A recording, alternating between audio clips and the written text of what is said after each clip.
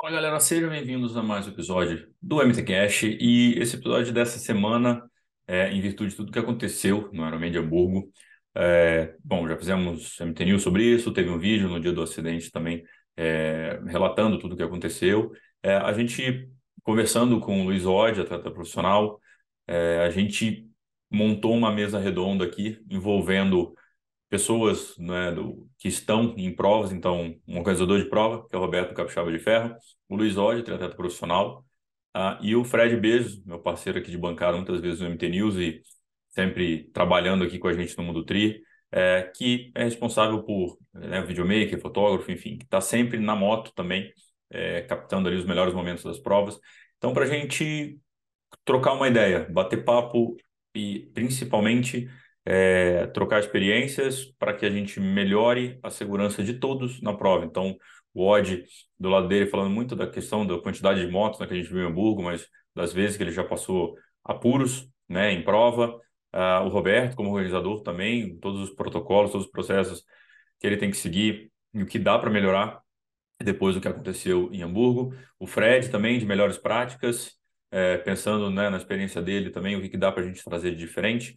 E a gente também, como mídia, encabeçando isso, que é uma discussão que melhora para todo mundo a segurança do evento, mesmo que tenhamos que, muitas vezes, não ter as imagens que gostaríamos, mas que o evento seja sempre em segurança, o show seja sempre lindo, né? Então, a ideia desse episódio é discutir esse assunto, batendo papo com pessoas conscientes e que propõem melhorias, né, para todo mundo. Então, um episódio um pouco diferente, sobre um assunto que, infelizmente, né, gerou uma fatalidade, mas que é importante a gente usar isso como uma lição para melhorar o mercado inteiro, de organização de prova, de atletas, de audiovisual, de mídia, também como Mundo Tri. Então, abrimos esse espaço aqui para a gente trocar ideias, beleza? Então, antes da gente seguir aqui para o episódio, falar dos nossos patrocinadores, a Dinami, né? Todo atleta merece uma experiência única e por isso que a Dinami é o vinho dos atletas. E a gente trazendo hoje o vinho Nice. Então, o vinho Nice é um blend de quatro safras de uva Taná, de cor vermelho, rubi intenso e forte, densidade aromática, um vinho bastante complexo. Então, conheça mais. Então, na Dinami você tem os dois mundiais, então pode ser Kona, pode ser Nice. Fala aí pra gente qual você prefere, seja do vinho ou seja do Mundial de Ironman. Então, conheça mais na dinami.com.br, o QR Code que está aqui no vídeo, vocês podem apontar o celular que vai direto para lá. Ou então a gente vai deixar todos os links na descrição. A Guna, sua parceiraça aí com os géis mais consumidos do mundo, com descontaço de 15% do Mundo Tri. A Bike Funk é uma loja apaixonada por esporte, há mais de 10 anos no mercado, especializada em bike, corrida, trekking, hiking e, claro, triathlon. Então, muito desconto bom também, 10% de desconto. Todos os links, como eu falei, estão na descrição do nosso episódio e também o link do MT Descontos. A gente tem novidades no MT Descontos, então a Vor, nossa parceira ali no MT House, também tem desconto na Vor agora para quem quiser. Tá o link lá, tem outros parceiros também. Não deixe de aproveitar o link para nossos bonés, as nossas camisetas. Então aqui ó, a camiseta aqui já da nova coleção do Mundo Tri e também o link para assinar a nossa newsletter. E é isso, agora bora para o episódio e depois também nesse episódio quero que vocês escrevam para a gente aqui, comentem o que vocês acharam, o que vocês propõem de melhoria. E vamos embora, é um espaço para discussão e não um MBA em segurança em prova, tá bom? Então, valeu, espero que vocês curtam esse episódio do MT Cash. Valeu! Fala galera, sejam bem-vindos a mais um MT Cash. E hoje, em virtude dos acontecidos no último Ironman Hamburgo, a gente resolveu montar essa mesa aqui de debates, até a ideia do Todinho, envolvendo as pessoas envolvidas numa prova, né? O organizador de prova, o atleta profissional e o videomaker, o pessoal do audiovisual, para a gente trocar umas ideias e definir melhores práticas aí para a cobertura de prova. Então, está aqui começando pelo organizador de prova aqui, meu parceiro Roberto Vieira, vulgo Bigode, Capixaba de Ferro. Beleza, meu velho? Fala, Gabriel, beleza? Ó, obrigado aí pela oportunidade de estar aqui representando o Capixaba de Ferro junto com o Márcio Moreira. Fala, Luiz, Fred, bom ver vocês de novo. Já conheço todo mundo pessoalmente aqui, uma honra estar nesse bate-papo. O Luiz, vulgo Todinho, ou vulgo... É vulgo Luiz, né? É o Todinho que deu a ideia, a gente começou a conversar bastante aí sobre isso essa semana. Atleta profissional, seja bem-vindo aí novamente no MT Cash. Valeu, Gabriel. Daí, Roberto, Fred. Vamos trocar essa ideia aí, né? Eu acho que estamos precisando já faz anos conversar sobre abrir mais ideias, assim, que cheguem nos organizadores, porque a dinâmica da prova mudou muito nos últimos anos, em virtude de tudo isso que a gente viu aí fim de semana. E meu amigo Fred Beijos, o co-apresentador do falecido MT News. Agora, os números caíram muito depois que o Fred saiu do MT News, então agora é só. Como é que tá, meu amigo? Beleza? Beleza, bom, boa tarde, galera. Bom dia. Não sei quando vocês vão assistir a gente, mas enfim. Eu agradeço também por ter esse espaço, porque do lado de quem trabalha em prol do evento, do registro do evento, também é sempre. Todo mundo aqui corre o seu risco numa situação como essa, mas cada um numa posição diferente, né? Seja como atleta, seja como o próprio cinegrafista ou fotógrafo, o organizador que assume certas responsabilidades. Então, realmente, levantar uma discussão para isso, onde a gente possa abrir uma troca de ideias e que venham retornos, que a gente possa realmente gerar essa discussão de uma maneira saudável, ainda mais depois de um acontecimento horroroso como foi nesse fim de semana. Acho que é importante a gente levantar essa bandeira assim, cara. Obrigado pelo espaço aí, é um prazer estar trocando essa ideia com vocês. Robertinho, começando do começo, bom, não teria atleta profissional o videomaker se não tivesse a prova, né? Então vamos falar um pouquinho da prova e como é que você monta um percurso de ciclismo, protocolos, como é que tua experiência aí? A prova de triatlon são 3 provas dentro de uma prova, né? Então, é bem complexo organizar um evento, mas tudo começa pelo começo. Aquele bom e velho Google Maps, daqui e ali dá quanto de lá e cada tanto, e depois visita no percurso, metragem, né, oficial correta, vias de acesso, o nível do asfalto, enfim, estando tudo certo, desse ponto de vista organizacional, a gente vai de fato ao que a gente pode e o que a gente não pode fazer. A gente tem até algumas alterações ao longo dos anos aí no percurso do ciclismo do Capixaba de Ferro. De fato, é o ponto mais crítico e sensível da prova, é o ciclismo. A natação é crítica, mas é bem no começo e está todo mundo novinho ali em folha e junto, né, praticamente. E aí eu falo para vocês sem medo de errar. A gente não pode inventar nada. O Brasil é um país super burocrático, eu não sei como é lá em Hamburgo, acredito que também aconteceu dessa maneira, mas a gente passa por vários órgãos de aprovação, pré, durante e pós-prova.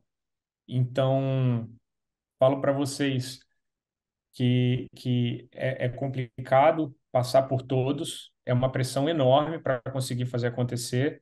Para ter uma ideia, a gente precisa de 4 assinaturas. Do DR, que é o Departamento de Estrada e Rodagem, que corre o Brasil inteiro, dona das BRs, né? A gente passa pela ARSP, que é a Agência Reguladora de Serviço Público aqui do Espírito Santo. A gente passa pela Rodovia do Sol, que é a concessionária que toma conta da via, e a gente passa pela Secretaria de Trânsito do município de Guarapari. Então, quando eu falo para vocês assim, o percurso é seguro, muita gente viu o percurso, muita gente rodou no percurso, muita gente entrou no carro, entrou, balizou. A gente tem um relatório pré, um relatório pós-prova, para dizer como que aconteceu. E no caso do Capixaba de Ferro, o nosso protocolo de prova, ele baliza todos os outros eventos da Rodovia do Sol. Assim, a gente, junto aos órgãos, a gente chegou a um consenso de que esse era o modelo padrão de realização de evento na Rodovia do Sol. Mas, a partir do momento que a gente define isso tudo e consegue as assinaturas e faz acontecer, vem a parte de pessoal, onde a gente faz o treinamento de toda a equipe, do balizamento. Falo para vocês, já trouxemos gente de fora para fazer o balizamento, não sentimos confiança, e hoje quem faz o balizamento há 8 anos continua sendo o Márcio, sai meia-noite para balizar, e ele fica no percurso. Ele é um cara muito técnico do percurso. E a gente treina o pessoal 2 a 3 vezes antes do evento. A gente tem os motociclistas, que a gente espalha eles ali aproximadamente numa distância de 3 a 5 quilômetros. A moto cobre, ela não fica indo o percurso inteiro, né? Ela vai, obviamente tem um contorno, e volta e fica circulando durante esse pedaço, esse trecho, né? E coordenador coordenando tudo. Mas, uma vez que deu a largada, o pessoal está uniformizado, está instruído, é um ser humano ali em cima da moto, né? Então, a gente controla até onde dá para controlar. Dali para frente, são decisões tomadas por aquela pessoa treinada, que aí já entrando no mérito lá da prova, para mim fica muito claro que foi uma tomada de decisão pessoal ali, infeliz, que infelizmente o motociclista acabou pagando com a vida. Mas montar a prova, ela é bem complexa. Ela é bem complexa. Graças a Deus, até hoje no Capixaba de Ferro tem dado muito certo. A gente também tem o privilégio de ter uma via muito boa, muito sinalizada e uma cultura já de ciclismo nesse trecho. Tem muita gente aqui no Espírito Santo pedalando na Rodovia do Sol. Mas é isso, é difícil. E essa questão de treinamento da equipe de moto, né? Acho que esse é um tema que a gente deve abordar várias vezes aqui, mas vocês são os responsáveis, sempre o mesmo motoqueiro, mesma equipe, ou tem uma certificação do tipo, eu sou motoqueiro do Capixaba, assim, alguma coisa? A gente busca sempre as mesmas pessoas e a gente Uhum. acaba batendo nisso. É interessante você falar. Aquele, não, eu já sei. Não, eu sei que você sabe. Vem aqui de novo. E a gente vai de novo. A coordenadora do ciclismo, ela já, putz, de novo, vai de novo. Vamos lá, vamos no carro, bate ponta a ponta. A gente acabou até, pra você ter uma ideia, de março para agosto, a gente acabou de fazer uma alteração no ciclismo visando a segurança, que é aquele trecho da cidade que vocês entram e voltam na arena, Uhum. vocês não entram mais, vocês só pedalam na rodovia.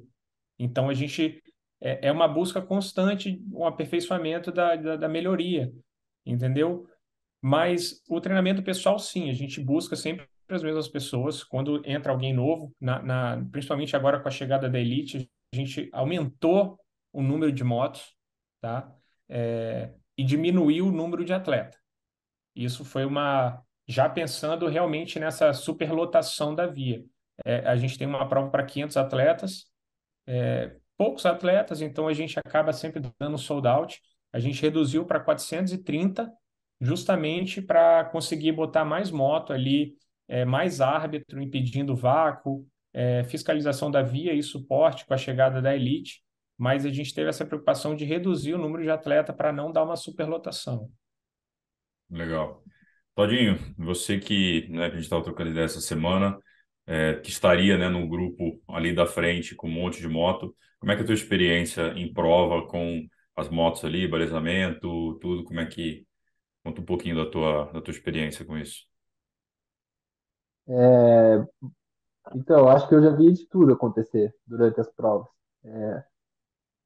O que eu vejo, o grande problema, quando a gente está no grupo da frente, é quando realmente o motoqueiro ele não sabe o que está fazendo, sabe? Ele não entende nada de ciclismo, o cara não entende que na subida o ciclista vai mais devagar, na descida desce a milhão, e a velocidade não é constante, e que a tomada de decisão em cima da moto é mais lenta do que pedalando, né? Eu uso moto, eu já tive moto há muitos anos, eu sei disso, que dirigir uma moto e dirigir uma bike são coisas totalmente diferentes. A moto, a visibilidade da moto é muito menor do que da bike, por causa do capacete, por causa do barulho, por causa do vento, e pedalando já não é tanto.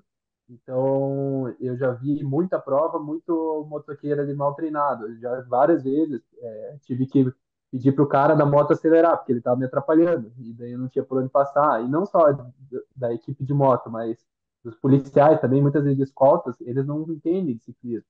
Uhum. Eles acham que a gente vai, às vezes, andar 20 por hora, e a gente tá a 50 por hora lá. E daí o cara tá lá na frente, e de repente ele para no meio da BR porque ele vai conversar com alguém da equipe que tá no acostamento, alguma coisa assim.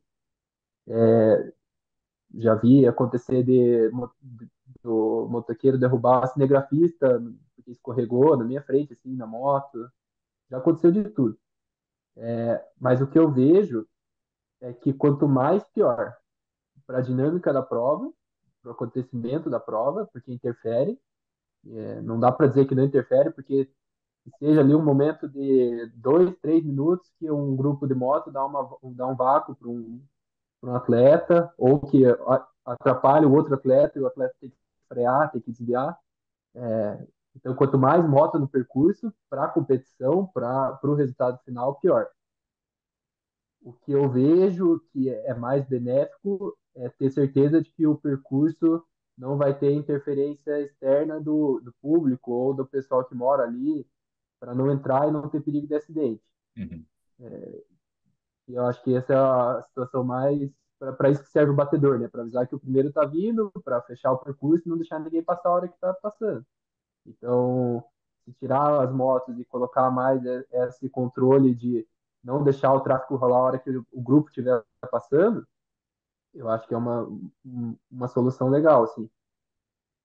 Mas ali em Hamburgo foi, por isso que a gente está gravando, eu acho que foi muito nítido, assim, que estava fora de controle a quantidade de motos, o percurso ali estava bizarro, estreito, misturado amador, moto profissional. O pouco que eu vi, assim, até eles fecharem a transmissão e pararem de transmitir o ciclismo, eu fiquei agoniado, assim, por dentro. Eu pensei, nossa, cara, esses caras estão andando a 50, 55 por hora ali daquele jeito, não tá confortável, sabe? Até uns atletas profissionais relataram isso depois, que foi bem intenso, assim, os trechos. E eu acho que falta um pouco esse lance do treinamento mesmo, sabe?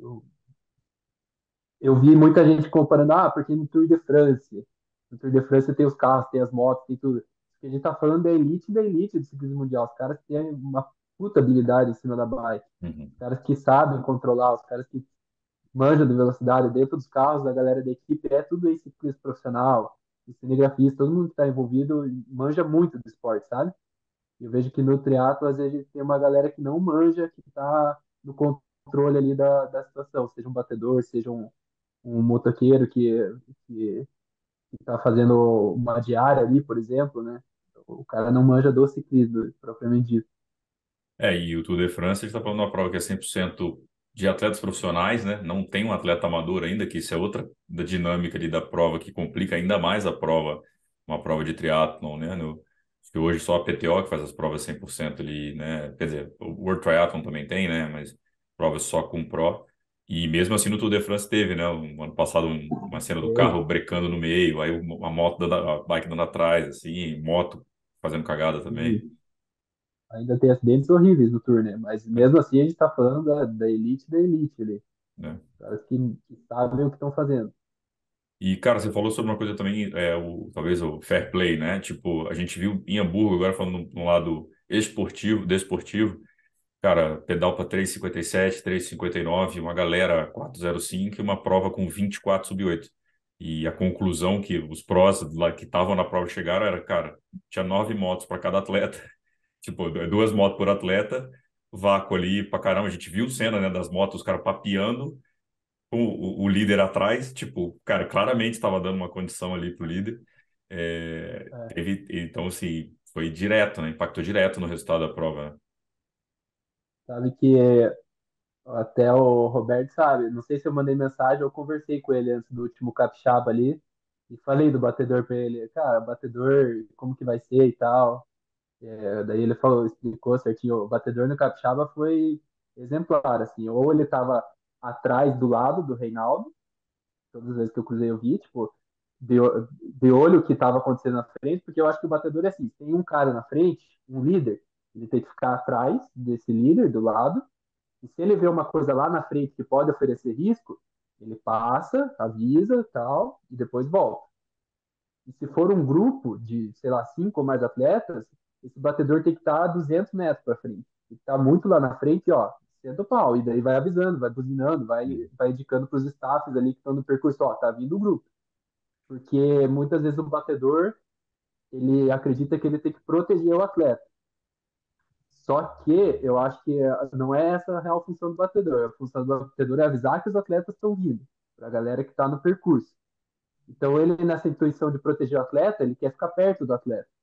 Ele quer ficar ali, tipo, cara, estamos falando hoje em dia, 50 por hora é a realidade dos que os caras estão andando. 50 por hora, se o cara tiver 50 metros, ainda faz vácuo. ainda tem aquele efeito do vácuo. O cara tem que estar no mínimo 100 metros de distância, assim, para não ter interferência nenhuma na prova. E esse é o erro mais que eu vejo nas provas de triatlon hoje, assim, porque os batedores querem ficar perto, com essa intuição de proteger. Só que o Legal. atleta profissional já é blindado, ele já tá de olho ali, ele já Sim. sabe que pode acontecer o que não pode. Então, acho que é isso que essa falta de treinamento interfere também um pouco no resultado final da prova, sabe? Fred, você que, cara, tem o quê? 100 coberturas de prova, 200, perdeu as contas já, né? Cara, eu não faço ideia. Realmente são muitas. Eu cubro evento esportivo desde 2014, 15 e trabalhei muito tempo na organização também, né?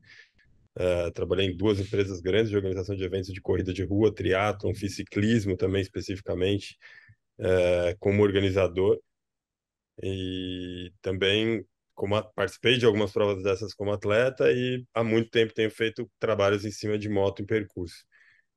Sinto a dor um pouco aí do Robertinho, do Todinho, dos dois lados, porque eu já transitei isso tudo aí. E, cara, o que eu percebo, assim, pode ser uma percepção rasa e, obviamente, muda muito de organizador para organizador, cada um tem a sua maneira de trabalhar, a sua maneira de gerir sua equipe e, em caso de grandes marcas como Ironman, Challenge, eles têm protocolos internacionais que replicam para as provas locais, mas que mesmo assim não dá para seguir tudo à risca, cada prova faz a sua própria adaptação local, de acordo com o que funciona melhor, seja para aquela região, para aquela localidade, ou até o que a mão de obra restringe ali, né? Mas o que eu sinto muito, principalmente nas provas aqui do Brasil, é falta de preparo mesmo, assim. E aí você tem uma coisa muito perigosa, unida à falta de preparo, que é a boa vontade, que parece uma coisa boa, mas nem sempre é. Eu já sofri acidentes em cima de motocicletas, pessoas da minha equipe já caíram em mais de um evento. Em provas de maratona, a gente já teve pessoas caindo, em ultramaratona, a gente já teve acidentes, em ciclismo e de triatlon, a gente já teve quase acidentes graves em cima da moto, com pessoas da minha equipe e comigo mesmo. Quase sempre é por boa vontade do motociclista. É, a gente E quase sempre que eu subo na garupa de uma moto, a primeira pergunta que eu faço, ó, depois de me apresentar, cara, quantas vezes você já fez isso aqui? Quantas provas você já participou? Olha, é difícil contar quantas vezes a pessoa era uma iniciante. Muitas vezes era uma iniciante. E aí eu percebo que as motos com mais experiência, elas ficam retidas para a organização do evento. Para balizamento, arbitragem, eh, leve trás de coisas, vai socorrer uma hidratação que deu errado, vai socorrer essas motos, muitas vezes, são as pessoas mais experientes do evento que têm um vínculo mais próximo ao organizador. As motos que fazem a cobertura do evento, que hoje é, os organizadores recebem uma demanda de pedidos muito maiores para essas motos existirem, porque todo mundo tem seu videomaker, o blogueiro tem, o influencer tem, a marca quer, o patrocinador também. Então, assim, essas motos e esses motociclistas, eu sinto, e eu não estou dizendo uma coisa que me contaram, eu estive na garupa dessas motos muitas vezes, que são as motos menos preparadas para estar ali. São pessoas que não trabalham com isso, que muitas vezes não fizeram um evento anteriormente, que nunca participaram disso, e estão fazendo um freela ali, um bico naquele dia. Porque inflou o evento e precisava de mais motos. E nessa de precisar de mais motos, o motoqueiro que vem sempre chamou um brother, o outro chamou um amigo, eu já subi na garupa o cara era professor de surf, nunca tinha feito um evento na vida. Já subi na garupa de entregador, que era o primeiro evento também. O cara era Uber, começou a fazer entrega porque estava ruim de grana, e aí, surgiu uns eventos esportivos, estou começando a fazer agora. Então, naquele bate-papo ali da garupa da moto, você conhece essas pessoas e vê que, unido ao despreparo, tem uma boa vontade de fazer aquilo legal, porque o cara está começando naquilo.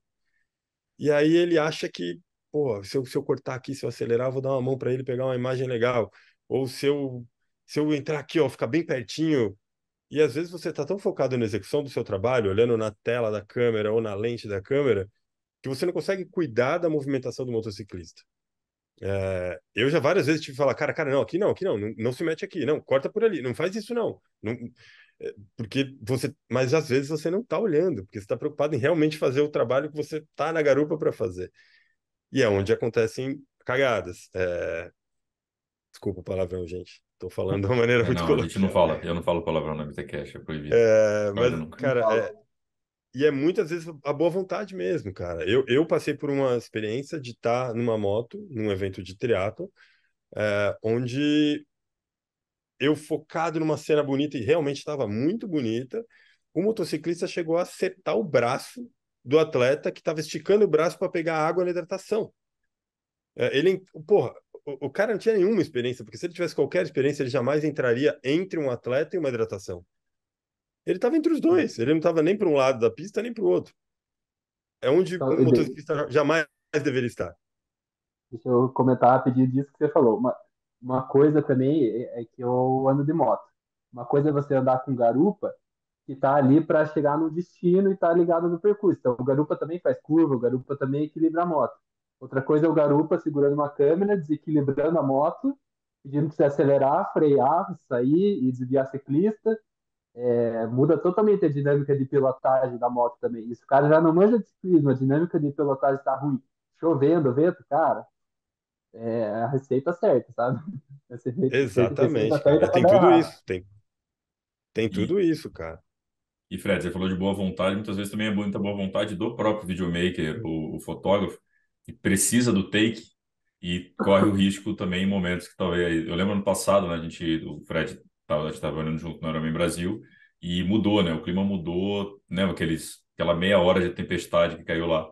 Primeira coisa que eu mandei mensagem, falei, cara, procura abrigo, esquece cena, esquece foto, vai todo mundo, né, vai se preparar, vai se cuidar. Depois a gente vê. Cena depois ou na edição a gente vê, a gente acerta com o patrocinador, isso aí é de boa, né? Mas primeiro eu quero todo mundo inteiro, né? Todo mundo vivo. E ali me pareceu, no caso de Hamburgo, que assim, o cara puxou para a esquerda para ultrapassar todo aquele comboio de moto, que efetivamente estava muito grande, possivelmente para tirar, era fotógrafo, pelo que foi relatado, né, que estava na garupa, para fazer alguma foto ali da frente, dos líderes, pegar algum take legal. E claro, aí ele tomou essa decisão, que o Robertinho falou, tomou uma decisão e puta, acelerou, devia estar o quê? A 70 por hora aquela moto ali, pelo menos, para poder ultrapassar todo mundo. E, enfim, não olhou para frente, né? Mas acho que também, às vezes, tem isso do fotógrafo, cara, vamos até ali, porque eu preciso fazer esse take, senão eu não vou ganhar meu dinheiro, senão não vai rolar meu trampo. Também tem essa, né? Então, é as duas coisas, assim. É uma responsabilidade tripla, né? Porque tem o organizador, que tem a responsabilidade de ter colocado essas motos lá à disposição, é, um número grande ou pequeno, não importa. A responsabilidade é dele se for uma ou se for mil, né? Porque ele assumiu essa responsabilidade das motos no percurso do evento dele. A responsabilidade do motociclista de saber o que está fazendo ali no evento, e muitas vezes ele realmente não sabe, como o Todinho falou, cara, eles não têm nenhuma ideia que uma bike vai chegar naquela velocidade.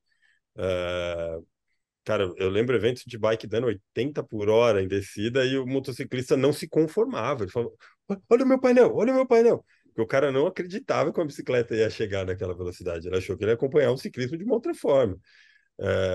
E isso é um risco grande, né? Porque você vê que a pessoa não faz ideia do que está ali, da distância segura que ela tem que manter. E a responsabilidade do cara que está em cima da moto realizando o trabalho dele, porque ele começa a puxar aquele motociclista. Cara, se a gente fizer isso, se a gente fizer aquilo.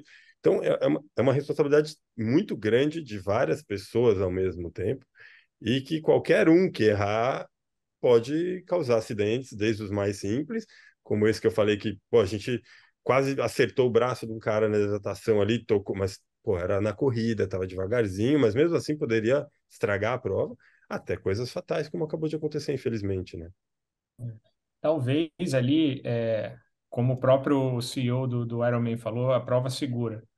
Ele não abre o protocolo, mas vocês que tiveram Icona no passado, ele inclusive no podcast fala, não é ele, é o outro entrevistador que fala. Quando você vai para Kona, são pouquíssimos, super restrito o acesso tanto na Ali Drive quanto no Energy Lab. A galera está muito concentrada na Queen Cake, que espalha e realmente é grande. Então a gente não sabe se em Hamburgo existia ali alguma diretriz de naquele trecho realmente o Todinho fala estreito e é mesmo estreito, é uma cena realmente ali meio você fica agoniado ali, né? Se existe alguma determinação de, ó, nesse trecho é proibido ultrapassagem de moto. É algo nesse sentido, a gente não sabe, né? Realmente, mas para estar autorizado a passar, alguém aprovou. Então, talvez se abrisse o protocolo para saber. Ele também, obviamente, não vai expor que o cara errou Uhum. publicamente, tem família, tem tudo. A gente nunca vai saber disso, né, na questão de Hamburgo. Mas talvez isso, determinar em certos trechos, a prova tem 30 motos. Nesses trechos, somente essas motos do evento A, B, C e D que podem passar, o resto contorna, vai por fora, acelera, Uhum. some e não participa. Para trechos, porque a prova ela não é inteira por igual, né? Você pega um Ironman Nice, é uma volta de 180. Você pega o Capixaba de Ferro, são 360. Então, são trechos e trechos. Realmente fazer um mapeamento disso. Mas liga o alerta, né, o red flag, para todo mundo parar, olhar, repensar tudo, né? E essa Bom, parte que tu... mas Pode falar, Sérgio. não, só comentado, Roberto, que do capixaba, o que eu gosto, que eu gostei, é que a gente pedala no acostamento. A rodovia lá é bem tranquila. Eu pedalei lá antes, depois, dá para contar na mão assim quantos carros passaram pela gente na manhã da prova. É bem tranquila mesmo. E o pedal pelo acostamento, que é um acostamento bom, livra o espaço dos carros para as motos circularem, para a moto de mídia e tal. Então se sente seguro ali, porque está dividido. Já seria como, por exemplo, num treino. Eu estou na estrada pedalando no acostamento, às vezes encosta um carro do conhecido, oi, tudo bem e tal, e senta o barco, tá? Ali, no caso de Hamburgo, não tinha espaço para nada. Se um atleta quisesse ultrapassar ali, o grupo todo, ele não conseguiria. E essa questão de delimitar percurso, eu acho que agora, se o Ironman não tomar atitude quanto a isso, pelo amor de Deus, né? Porque já fiz muita prova e tem muito percurso que permite, como por exemplo um percurso do Capixaba, o Ironman da Flórida é uma volta de 180. Cara, tinha horas lá que eu ficava sozinho, olhava para trás, olhava para frente, não tinha ninguém. Então, muito tranquilo, assim, por ser uma volta, por ser uma estrada larga, pouco movimentada. Mais percursos, por exemplo, de Hamburgo, percurso igual de Floripa, que é um percurso texto, que está passando o carro aqui do lado, é uma pista só, e daí tem amadores, grupos grandes. Ali eu acho que já tem que limitar bastante, assim, sabe? De onde pode circular, onde a mídia deve circular, onde não deve. Também a questão da prova ter muita gente, muito amador, também complica um pouco. Era uma questão que eu ia chegar até, porque antigamente era bem menos gente. Eu falo antigamente, parece que eu sou velho, né? Mas eu já tenho 20 anos de triatlo, já tô bem vivido no negócio. Era menos gente e parece-me que a maioria dos atletas que faziam eram mais experientes fazendo o Ironman. Eles Uhum. tinham mais domínio na bike. Hoje em dia, o que a gente vê muito nas provas, principalmente essas que dão voltas, e a gente passa os amadores de volta, é a galera que não tem muita habilidade na bike e não sabe se posicionar muito bem. É a galera que não consegue olhar para trás e tomar água tripado, que acaba fazendo zigue-zague na pista, que a gente tem que ficar muito esperto na hora de passar essas pessoas. Uhum. Então, um percurso com voltas, muita gente, muita moto, e pessoas andando a 50 por hora e pessoas andando a 20 por hora, cara, infelizmente não dá para permitir uma cobertura de muitas motos ali, entendeu? E até uma coisa que eu tava pensando, eu pensei fim de semana, depois que aconteceu, assim, se realmente há necessidade de transmitir ao vivo, em tempo real, uma prova, por exemplo, igual ao Ironman, que é uma prova de 8 horas, e será que não seria uma saída melhor colocar mais tapetes de controle para conseguir monitorar ele pelo tracker e fazer uma transmissão não ao vivo, mas com um delayzinho, que, pô, para mim aqui de saber o que está acontecendo lá por vídeo 20 ou 30 minutos depois, não tem problema nenhum. Para a mídia trabalhar nesses trechos permitidos, fazer as imagens, fazer as fotos, e daí trabalhar e, por exemplo, postar e colocar o que está acontecendo durante a prova ali. Está acontecendo isso, está em tal lugar, com uma imagem e tal, porque eles querem transmitir as 8 horas de prova sem interrupção, né? Com as motos do lado ali, mostrando o que está acontecendo. Até o CEO falou no podcast lá do Ironman, não tenho certeza se foi ele, mas e eu achei que foi meio errado, assim, dele falar que todos estavam, as 18 motos estavam ali porque queriam ver o Ian Frodeno. E, cara, imagina o Ian Frodeno escutando isso, sabe? Caralho, Senti também. ele vai se sentir um pouco culpado, sabe? Se Né? estava todo mundo aqui para me assistir, o acidente foi culpa minha, entendeu? Eu acho que tem que ter esse bom senso assim e não interferir na prova, sabe? Na competição mesmo. Essa questão das voltas é complicado, sabe? Muitas voltas, muita gente não tem como dar certo. Botando o chapéu de talvez homem de negócio aqui, né? Claro, para o Ironman é interessante você transmitir a prova, que você consegue vender mais espaço publicitário, você tem um alcance maior, né? Não são só os atletas, então é dinheiro que você recebe de patrocinador, né? Você fala, cara, não é só, não tô atingindo só as pessoas que estão ali na tua prova, estou assistindo quem está em casa, né? Eu tô atingindo essa galera, então acho que a transmissão ao vivo, pelo que está acontecendo, está aumentando. Eu acho que é um caminho um pouco sem volta, que em teoria, né, tende a fazer com que o esporte cresça. E dois, que a gente está de longe, gosta, você falou mesmo, tem um delay, pô, a gente gosta de assistir, gosta de ver o que está acontecendo e tal.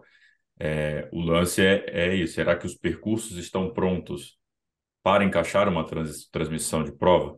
É o caso de Hamburgo, talvez aquele momento, cara, corta ali não tem transmissão, ou tem uma moto só, manda todo mundo embora, fica uma moto só transmitindo um pouquinho de longe, quando entrar em trecho mais largo, você aumenta a quantidade de motos, né? Então, é claro que aí a gente entra numa outra seara que o Robertinho vai poder falar até melhor que, cara, o triatlo está dentro de uma cidade. A cidade não foi feita para o triatlo.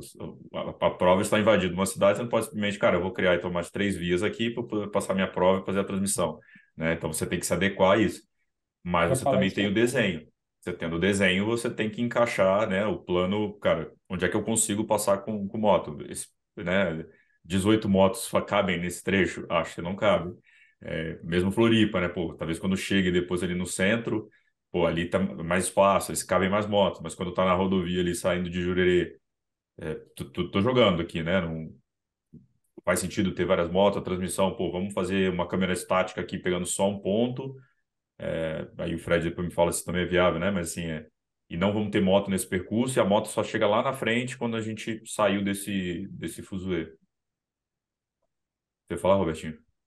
É interessante, de repente, numa dessa, não é quais são os pontos que não podem ter motos, mas sim quais podem. Sim. Lembrando que nenhuma via foi feita para a gente andar de bicicleta, né? A gente que pratica sabe do perrengue, todinho essa semana aí, passou por uns maus bocados aí, sabe? Que a gente se adapta. E a prova não é diferente. Então, a gente pega uma via que foi feita única e exclusivamente para o trânsito de carro, motocicleta, e a gente se adapta.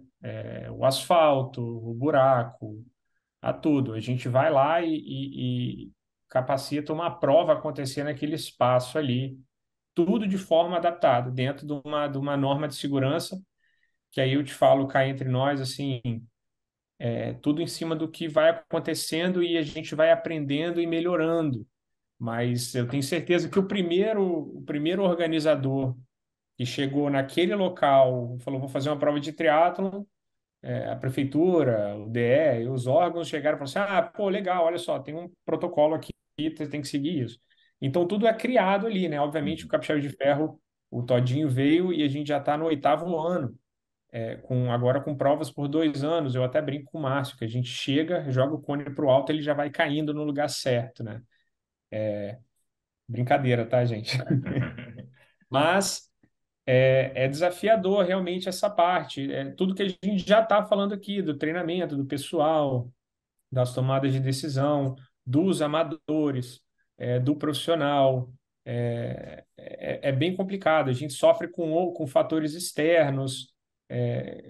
Vamos dizer, a gente tá balizando o percurso, segue as normas, cone na via urbana de tantos e tantos metros, na autoestrada de tantos e tantos metros, as placas de sinalizações, elas têm um padrão de tamanho, de cor, de sinalização. A gente tem que avisar a comunidade local com tanto tempo de antecedência, e aí sai um bêbado, atropela o cone, atropela um atleta porque ele estava numa festa. E a culpa é de quem? Entendeu? Então, assim, são vários pontos, é um tema realmente muito sensível por parte de todos. E eu falo Uhum. por você, eu tento aqui falar como organizador, mas eu sou um atleta amador. E eu não, prova nenhuma, eu vou te falar, eu fiz Ironman na Itália, eu fiz Ironman na França, o Ironman no Brasil. A gente nunca pedala tranquilo. E não é culpa assim da organização, é porque envolve muita coisa externa. Quem não tem nada a ver com a prova, não está nem aí para a prova, entendeu? Então, realmente é uma coisa, é um esporte perigoso, ponto. O ciclismo em si, né? Então, são vários desafios, né? Eu acho que é Tem. isso que eu ia falar. Não, não, só, eu acho que a galera tem que entender que o que a gente faz é perigoso. É perigoso mesmo, assim. Talvez a galera mais nova não tenha noção muito disso, mas dá para morrer sim, com certeza. Dá para morrer. Então tem que E não ficar só de muito facada, ligado. né? E não só de facada de motorista, né, Não Tadinho? facada, dá para morrer de várias maneiras. Não, era só você Nessa largar a parte. bike e correr, Todinho. Ele não te É. pega, não. Eu fiz isso. Eu fiz isso. Mas é perigoso mesmo, cara. Não, não só a bike, a natação também é perigoso no mar, a gente sabe, tudo tem risco. E igual você falou, acidentes acontecem. Acontecem mesmo e muitos estão fora do nosso controle. Só que o que pegou no caso de Hamburgo é que realmente estava no controle, vamos dizer assim, né? Quando eu fiquei sabendo, a minha relação, putz, mais cedo ou mais tarde alguma coisa assim ia acontecer, sabe? Pelo como estava desenrolando essas provas, esse tipo de prova e o volume de gente, tá ficando muita gente, muito aglomerado, muito, a velocidade está aumentando. Então, eu acho que ou tem que começar a repensar agora, ou a gente vai começar a ver mais e mais casos desses, com o passar do tempo aí. O Robertinho, você falou né, do cara não dividir o protocolo e tal. Eu acho que esse é exatamente o momento de se dividir protocolos, de se conversar sobre o que é melhor, que são as melhores práticas entre organizadores, né, de prova. Porque se o Ironman, né, que é a maior, aconteceu na prova deles, tipo, cara, ele tiver essa diretriz, possivelmente o mercado inteiro vai seguir. E eu acho que é um ponto positivo disso, né?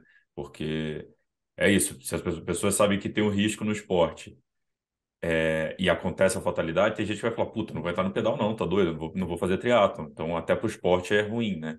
Então, acho que dividir o protocolo, eu lembrei muito eu sei muita coisa de aviação e que é muito isso, né? A aviação é muito protocolo, protocolo, protocolo. Acontece um acidente, os caras vão rever todo o protocolo, falam, cara, isso aqui tem que mudar por causa disso, tá aqui a regra para todo mundo, tem que seguir e tal. E eu acho que uma outra coisa é que o triatlon é um esporte novo. E talvez agora esteja lidando com os passos do esporte ter crescido muito, está no nível muito alto de profissionalismo, e de algumas partes, tipo, o atleta profissional está andando mais forte, né, as bikes estão mais rápidas, está tudo numa velocidade maior, então qualquer, né, interferência é mais perigosa. E muitas vezes ainda vinha aquela galera das antigas que não, põe um cone aqui, um cone ali, tá bom, puta, sempre fiz prova assim, né, sempre foi e tal. Então acho que também é a subida do nível profissionalização geral, né? As motos serem motos específicas que já cobriram prova, né? Que a gente acabou citando a moto e também o objetivo aqui não é botar dedo e falar que a culpa é da moto, né? É do motoqueiro e tal, mas as práticas, né? Que o Marcinho falou o Roberto falou de treinar, é sempre motoqueiro, já veio terceira vez, ótimo, então você vai ver o curso pela quarta vez, vai ver pela quinta vez, né? Mas eu acho que começar a pensar, cara, o esporte cresceu, agora é para tudo mais profissional mesmo, a gente tem que pensar em Eu acho que coisas são para o muitos esporte todo. pontos, cara. Isso que você está falando são muitos pontos, assim. Tem o ponto realmente do preparo. O motociclista cada vez melhor preparado, menos chance dele fazer uma tomada de decisão individual que Uhum. bote a prova em risco. Ali a gente tinha, obviamente, uma via perigosa, porque era mão única para cada lado, Uhum. bikes indo nos dois sentidos, muitas motos enfileiradas no meio. Cara, se caiu uma garrafinha, um squeeze ali, podia ter gerado um baita acidente. Qualquer coisa ali podia ter gerado um acidente. Era uma situação de altíssimo risco.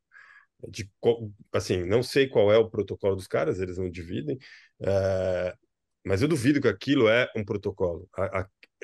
E outra, botar a culpa na transmissão, eu acho que de câmeras de transmissão, naquele ponto tinham só duas. O resto ali era fotógrafo, era cobertura de marca, era highlights do evento. Eram duas câmeras de transmissão só ali. Então, ali tinha árbitro, tinha tudo misturado. Era um monte de moto de funções diferentes. Não é a transmissão. Eu acho que como está acontecendo em outras provas, como aconteceu agora no Ironman Brasil, que por conta de ter uma transmissão, eles restringiram a moto para as outras coberturas e tal, e é ok, tem que ser feito porque é um cuidado extra. Se a transmissão é uma coisa relevante, a gente sabe que é, e traz patrocínio, traz visibilidade para o evento, tem que realmente ter um cuidado com as outras motos e com o número delas no evento. Esse é um ponto. O outro ponto é o preparo desses caras. Poucos deles são de fato preparados.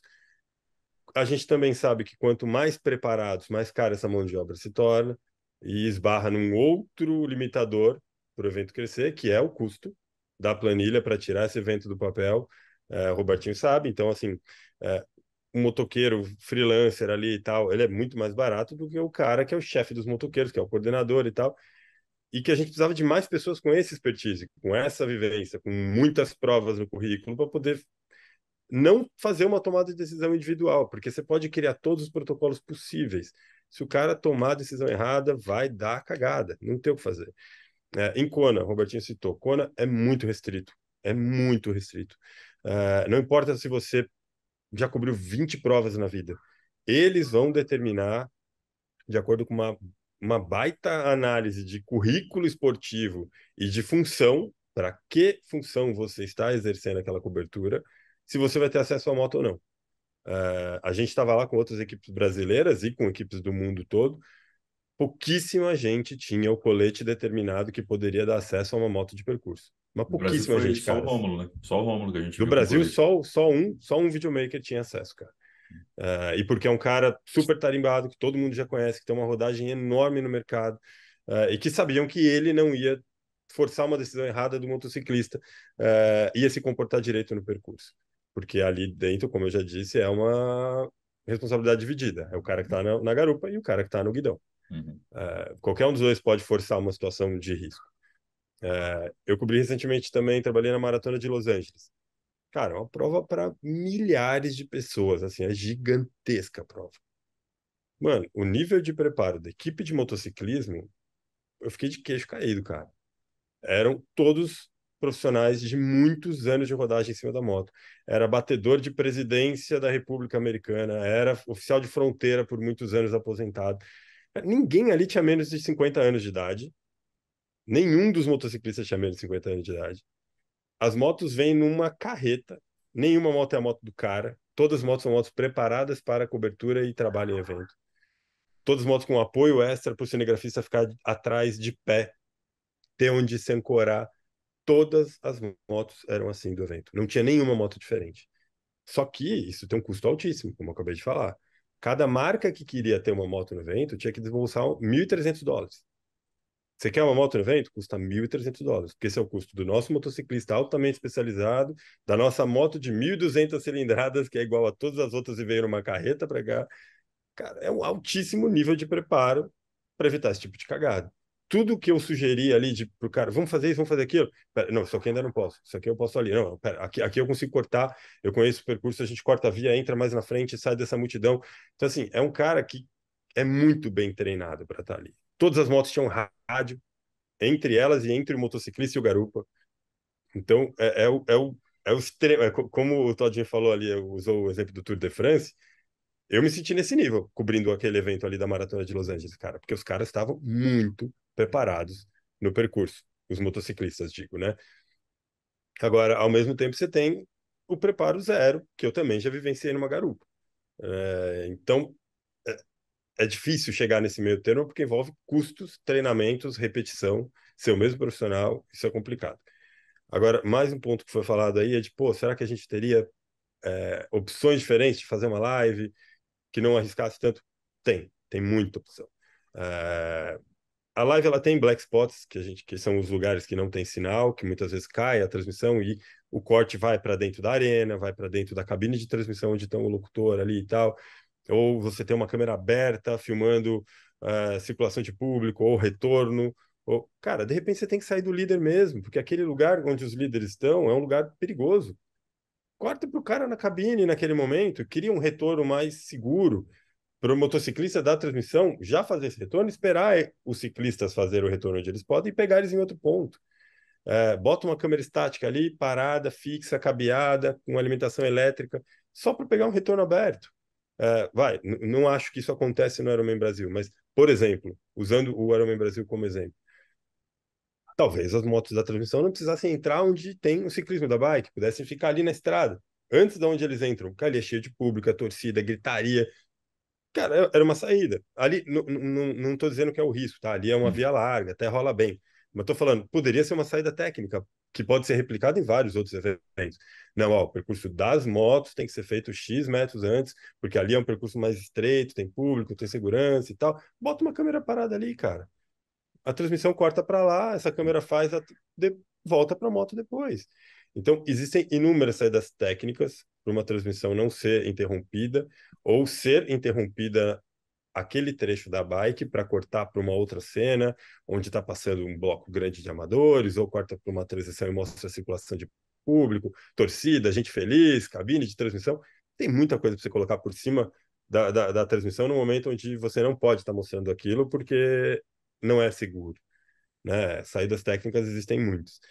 Então, para a criação desse protocolo ou para pensar no protocolo, a gente tem que pensar em tudo isso. O custo e preparo desses profissionais, ter uma equipe que se repete nos eventos ou que já fez vários eventos.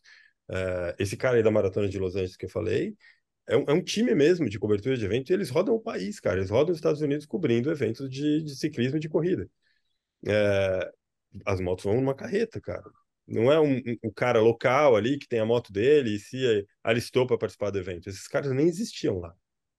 Então a Aham. gente tem ali muitas coisas que podem ser feitas aqui no Brasil para talvez não precisa chegar no nível desse negócio. Acho que a gente nem tem demanda para um mercado de equipes específicas. Acho que não. Mas a gente tem como ter um nível de preparo muito melhor, protocolos mais sérios, mais rígidos e que de alguma forma você responsabilize o cara. Meu, tem vidas em jogo, inclusive a sua. Até porque nesse caso, quem faleceu foi o motorista da moto, cara. Ele botou a vida de muita gente ali em risco. A moto dele podia ter rolado e derrubado outras motos, fazer um empilhamento de motos, derrubar muita gente que vinha atrás. O atleta cruzou, né? O atleta chegou a quase que o Passou acidente pelo causou outro outro lado. acidente. Exato. Então, se a moto dele podia ter deitado e puxado outras motos ali para baixo, cara. Imagina só o caos. Nossa. É muito perigoso. A gente precisa realmente pensar em que maneiras esse protocolo, ou vários protocolos, podem ser seguidos, de repente, uma coalizão aí de segurança para o esporte e os organizadores pensarem juntos, de que maneira preparar essas equipes, remunerá-las de uma forma que seja mais atrativa para o cara continuar voltando e se preparar melhor e não ser um freelancer perdido que caiu ali só para ganhar um troco naquele fim de semana. Tem muita coisa que pode ser melhorada, mas depende muito da responsabilidade, treinamento e decisões individuais. De qualquer forma, a gente se barra nisso. Você ia falar, Robert? Não. Ô, Todinho. Vou falar, Não, pode falar. interessante, assim, os pontos, assim, eu acho que é muito rica essa discussão. Eu acho que todos nós temos muito a aprender. É muito complicado você ver um atleta sair de casa para praticar anos treinando, despesa, família, tudo, e não voltar para casa por causa de um acidente. Vale uma reflexão. Eu sei que o Ironman é uma marca muito grande, muito forte, e as pessoas às vezes não têm receio de bater, assim, pelo menos no primeiro momento, de apontar dedo, a culpa é de tal, só pensa em dinheiro, tal, uma empresa privada, muito, muito, muito forte. Eu, obviamente, no Capixaba de Ferro com o Márcio, mas assim como o Ironman, mesmo sendo uma marca muito grande, cara, ninguém sai de casa para matar ninguém, entendeu? Nenhum organizador sai de casa, vê um gap, vê um red flag no percurso dele e fala: não, dane-se, deixa. Entendeu? Mas pode ter um acidente, o cara, não tô nem aí. Tem ambulância, fiz seguro de vida. Então, assim, eu fiquei extremamente abalado assim, com o que aconteceu. Falei com vocês, eu ouvi o podcast lá do CEO duas vezes. E, cara, é realmente uma coisa que a gente tem que parar e pensar, porque existem poucas provas no Brasil. Falo para vocês, balizada. Quantas provas no Brasil com 226 quilômetros de balizamento? Duas. Então, quando a gente pega, nesse momento, aí já falando como organizador mesmo, e as pessoas vamos dizer, a primeira porrada sem tentar entender o que aconteceu, é, acaba criando um desestímulo à classe, né? O Fred falando, dá para melhorar. Vem uma equipe com a moto em cima da carreta, o pessoal extremamente bem treinado. Cara, realmente isso é custo. Dá para fazer? Dá. Às vezes só dinheiro também na mão de incompetente não adianta nada. Mas, tendo dinheiro e competência, dá para fazer? Dá. Por outro lado, as pessoas querem isso. Por outro lado, as mesmas pessoas que cobram falam que a inscrição é caro. Uma prova de R$ 375 em março para distância menor. E aí, como é que a gente faz isso? Então, essa conversa é muito importante, mas é interessante a gente trazer principalmente os atletas mais experientes para dentro da conversa, e eu tenho esse canal muito aberto com os atletas para junto a gente conseguir construir isso. Cara, vamos melhorar? Vamos. Eu preciso aumentar a inscrição, R$ 50, R$ 100, R$ 200, não sei nem o custo disso, estou dando um exemplo assim. Ah, aí não. E aí? Como que faz? Entendeu? É uma Uhum. empresa privada onde a gente começa o evento no negativo, entendeu? É uma discussão que ela envolve também o atleta. Para a gente, é o que você falou, Gabriel, é um esporte novo. A gente está aprendendo, entendeu? E, cara, se aconteceu no Ironman, Deus me livre, mas, cara, aconteceu lá por um motivo, num campeonato europeu, onde, teoricamente, temos os melhores protocolos aí, junto com as provas da Superliga e tudo, mas são circuitos fechados. Senão a gente acaba desestimulando realmente a criação de provas, ou a gente vai para uma piscina, para um autódromo. Na minha opinião, como atleta, eu acho super sem graça. Não super sem, mas não igual tá na estrada, entendeu? Eu amo pedalar lá em Floripa, fico o ano inteiro sonhando em estar lá, tomando vento, subindo, descendo, correndo, vendo a galera, entendeu? Mas é realmente isso é um papo para mais tempo, assim, de Ah, repente fazer especialistas, ouvir gente de fora, mais experiência. Foi legal que a gente acabou recebendo muitos depoimentos de quase acidentes. E é importante trazerem isso para a gente conseguir entender o que poderia ter virado um acidente, entendeu? Porque se não falam, se a gente não vivencia, a gente ia achar que ali é um trecho maravilhoso, nunca teve problema. Ah, não, nunca teve problema, até ter. sim. Então, realmente, uma discussão muito boa, entendeu? Mas é só botando o lado Ah. mais do que a gente sente também, né? Às vezes a gente fica amarrado em querer fazer o melhor. O- Eu e o Gabriel, até no MT News, a gente já teve essa discussão algumas vezes para tentar elaborar para o público, porque muita gente que participa de provas, ou que segue o triatlon, ou que sonha em participar e está começando a entender melhor e tal, ou até qualquer prova de corrida de rua, não entende os custos, né? Parece que R$ 300 de inscrição vai tudo para o bolso do organizador, o organizador quer ficar milionário com uma prova no ano e não O trabalhar o Albertinho resto tá do ano gravando porque... de Cancún ali, ele tá em Cancún ali, tiro pra É, é. festa ali, Não, o foi cara... no jatinho Meu, dele. o cara cobra R$ 500 na inscrição e ele faz uma prova por ano, porque o resto do ano ele passa bem, porque é R$ 500 de cada um, faz a soma. Olha quanto ele ganhou de dinheiro. Mano, olha quanto se gasta, a galera não tem ideia, porque todos esses órgãos que você citou aí, que eu preciso conversar com a rodovia, com a secretaria, com a polícia. Cara, tem taxas. Você paga taxa para todo mundo. Além das taxas, você paga o seguro, você paga a engenharia para montagem de uma arena, você paga o laudo para montar essa arena de arquiteto, de elétrica, de tudo. Você aluga os equipamentos, você tem a comunicação. E a galera não tem ideia que aqueles R$ 500 que ela pagou, 375, como você falou, tem que caber tudo isso. Porque se você não tiver patrocínio, você tem que entregar aquela prova de qualquer forma.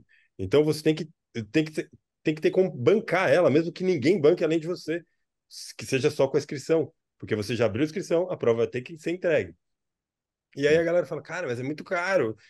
Toda essa galera, aquele mundo de staff entregando água, a galera que entrega a medalha, o povo que está lá desde manhãzinha recebendo o povo na transição, toda essa galera está sendo remunerada e está nessa conta, nos seus R$ 375 que você pagou de inscrição, além da sua medalha, camiseta e kit, porque a galera quer só isso, né? É o kit e o resto é lucro. Não é, cara. Tem um custo altíssimo para qualquer evento, seja de corrida de rua, ciclismo, e mais ainda de triatlon, você tem três modalidades. Você precisa de segurança na água. Essa galera que está na água não é a mesma galera que vai estar na moto no percurso. São equipes diferentes, times diferentes, com expertise diferente, guarda-vida. Cara, E aí a gente já entrou muito nessa discussão. Eu já cheguei a ter discussões calorosas pessoalmente com pessoas falando esse nível de ignorância sobre o assunto, assim, do tipo, cara, mas é caro. Porra, é caro fazer evento no Brasil. É super caro fazer evento no Brasil. E aí, quando você quer subir a régua, seja numa entrega melhor de uma camiseta melhor, um kit de mais qualidade, ou um evento com maior estrutura, com balizamento, como você falou, que é caríssimo você balizar uma via tão grande, um percurso super longo, né? Balizamento, segurança, polícia na rua, tudo isso é caro, tudo isso tem custo, né? E você quer ter uma equipe de motos top de linha, igual essa que eu falei, que seria uma coisa dos sonhos, que eu nunca vi nada parecido no Brasil, custa caríssimo. É. Isso vai ter que ser repassado de alguma forma. A responsabilidade é dividida, o custo tem que ser também. A pergunta que a gente é aquela frase, a gente escuta, mas é só uma camisa e uma medalha, me joga para outro ano. Eu só falo assim, É, você sabia que o frete da medalha foi mais caro porque a sua medalha estava lá dentro? Aí ele, como assim? Eu falei assim, você nunca parou para pensar nisso? Tipo assim, uma coisa, o número de banheiro, fala assim, a gente tem que botar um banheiro químico a cada 60 atletas, eu não sei o número, 60 atletas. Ela falou assim, pô, beleza, mas eu sou um atleta. E se você for o 61, eu vou ter que comprar outro banheiro químico. É muita, realmente muita coisa. É RT de engenheiro elétrico, é RT de engenheiro civil, é taxa por metro de tenda levantada. É muita coisa, realmente é uma planeta fim.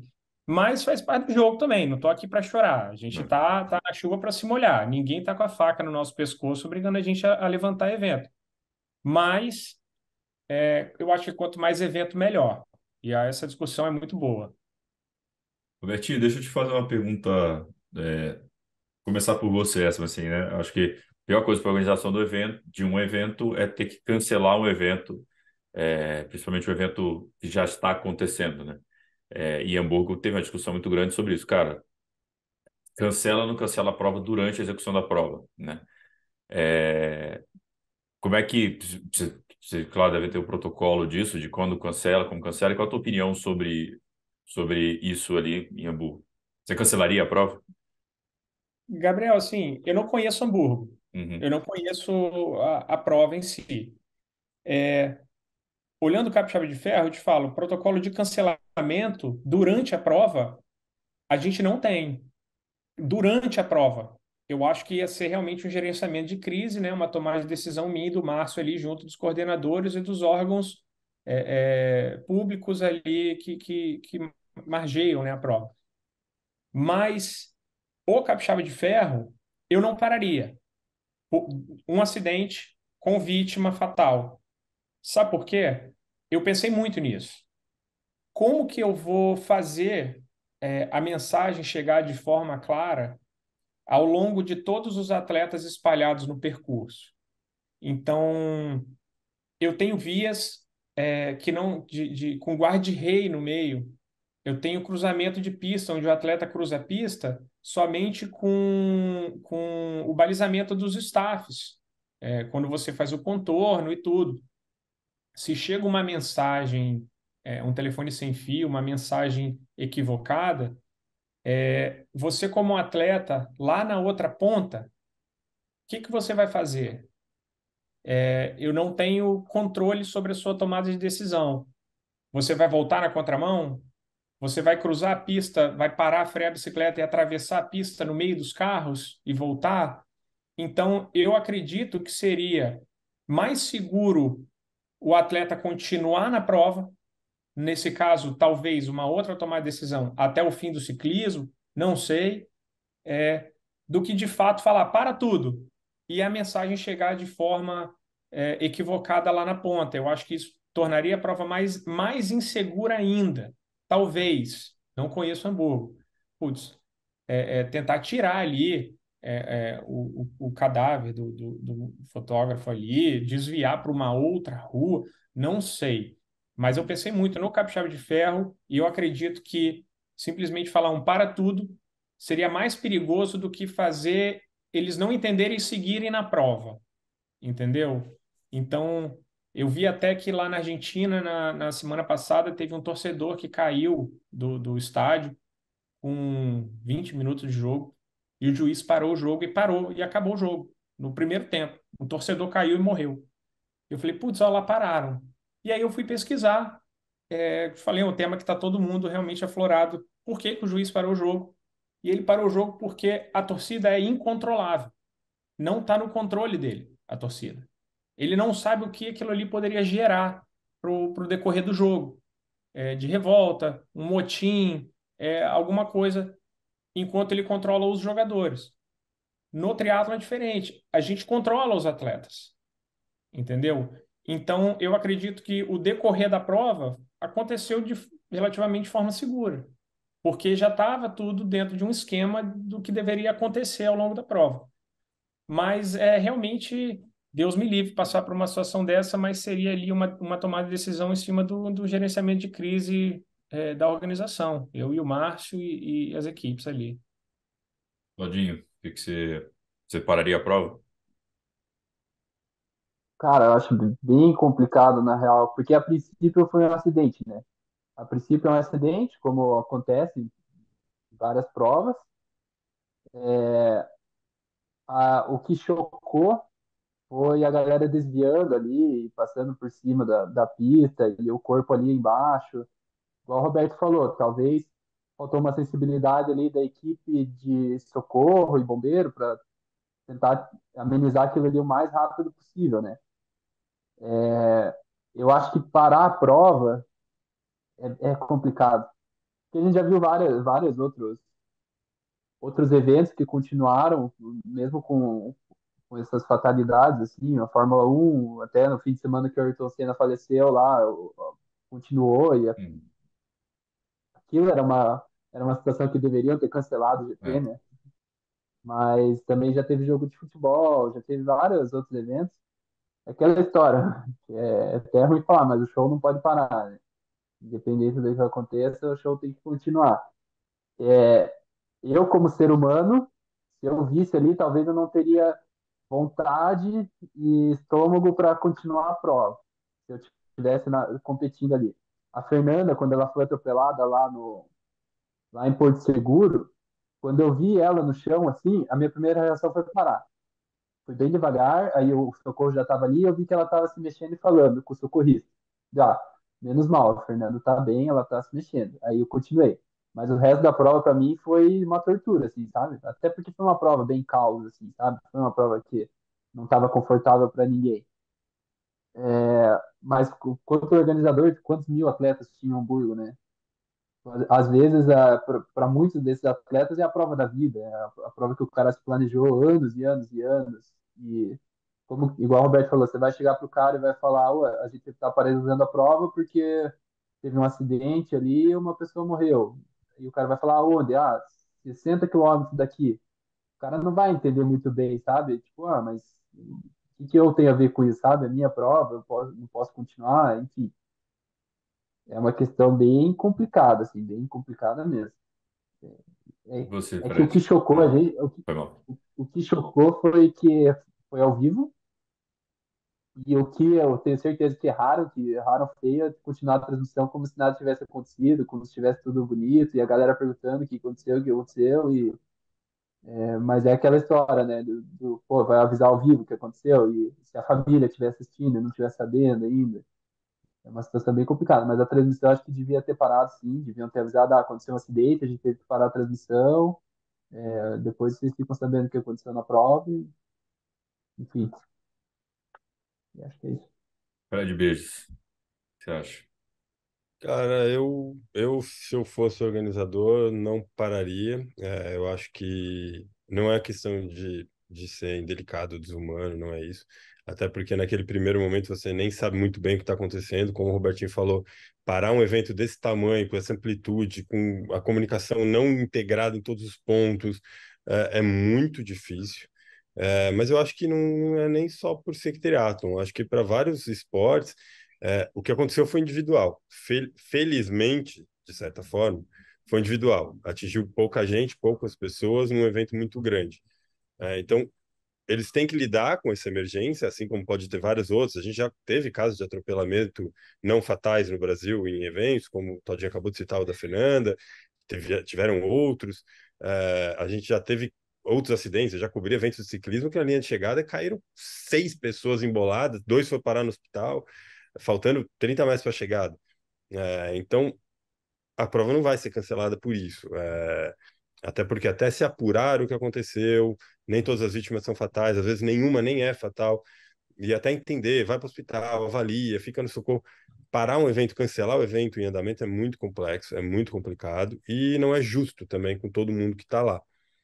A não ser que seja uma fatalidade, sei lá, uma coisa muito grande, uma catástrofe climática, uma coisa que afete muito mais o coletivo que o individual e torne o evento inseguro para todos, né? Que é a insegurança, por exemplo, no caso da natação no triatlo. Se a natação passar a ser um risco coletivo, cara, tem que se cancelar, ou a natação ou o evento.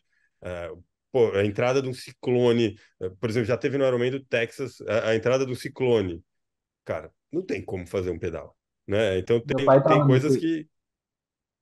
Oi? Ô, esse do família pé Texas. frio, hein, velho? Putz, grilo. Ah, eu lembrei agora que você falou que o caso do Texas lá foi um ciclone que entrou. Meu pai já estava na corrida, ele faltava 600 metros para ele chegar. Ele estava conseguindo enxergar o pórtico de chegada. E a organização paralisou a prova. Todo mundo parou no lugar que estava, tipo, os policiais, todo mundo falando para e se abrigue. E aí estavam colocando a galera embaixo de loja, embaixo de marquise para se abrigar. Esperou o ciclone passar e daí continuou a prova. Mas daí acabou a competição, né? Tipo, acabou. Os profissionais já tinham chego, obviamente, mas foi uma atitude acertada, assim, né? Tipo, Uhum. parou, Então, eu acho que é paralisou e isso, depois cara. continuou. Mas daí o que o Gosto falou, foi o coletivo, né?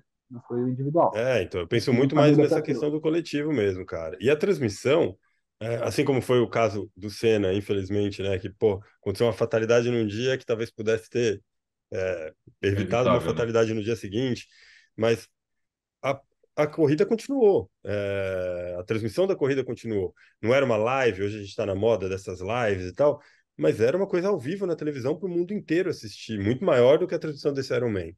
E continuou. O Ayrton Senna sendo removido, a câmera para de focar naquilo. É igual briga, por exemplo. Brigas na NFL. Cara, acontecem, mas ninguém foca naquilo. Eles começam a mostrar outra coisa. A invasão de campo no É, futebol, né? No modo. exatamente. É não focar naquilo. Então a transmissão ali tem que parar de falar do assunto, falar, ó, estamos apurando o que está acontecendo, É. aconteceu um acidente, em breve voltaremos com informação. Deixa aquilo no ar, mas o evento tem que continuar. E a transmissão também, no caso. Se fosse uma coisa de televisão aberta, a NBC transmitindo, não ia parar também, cara. Não é porque era uma live online. Eu acho que a transmissão continuaria, eu acho que é o tato de como lidar com esse tema no ar ao vivo. Isso tem que ter, de qualquer Talvez, forma, né? talvez naquele momento ali em Hamburgo, da galera passando por cima ali, talvez ali deveria ter sido paralisado. Pô, galera, vamos esperar aqui um pouco, parem. A gente vai dar uns 30 minutos aqui, depois vocês largam aqui a cada 30 segundos um contrarrelógio, porque aconteceu um acidente que não está dando para passar. E daí ninguém fica sabendo o que está acontecendo ali.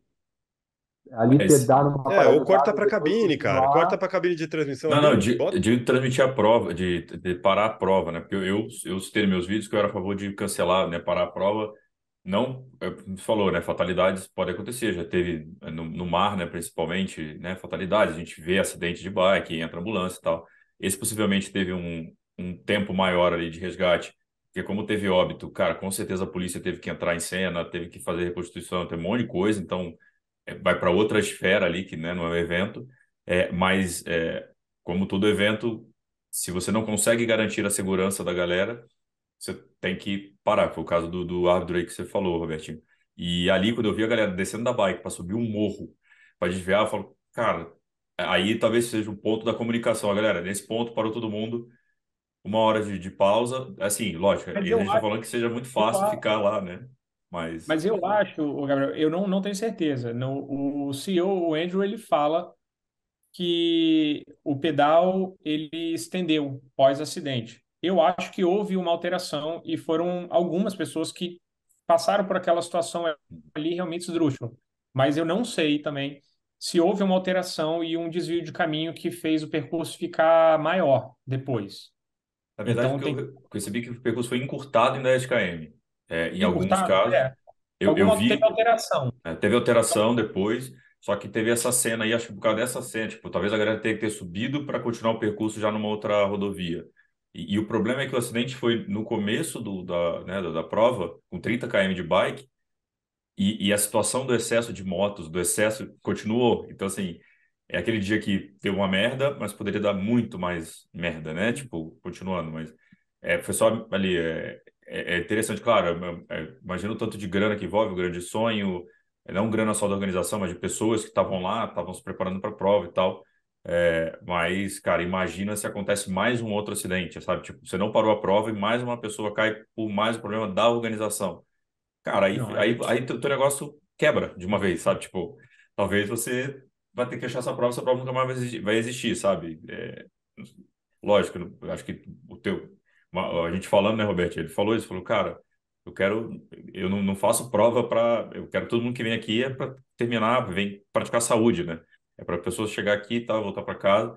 É, e então, tipo, não é a decisão fácil, mas eu acho que ali os caras, a gestão de crise, né?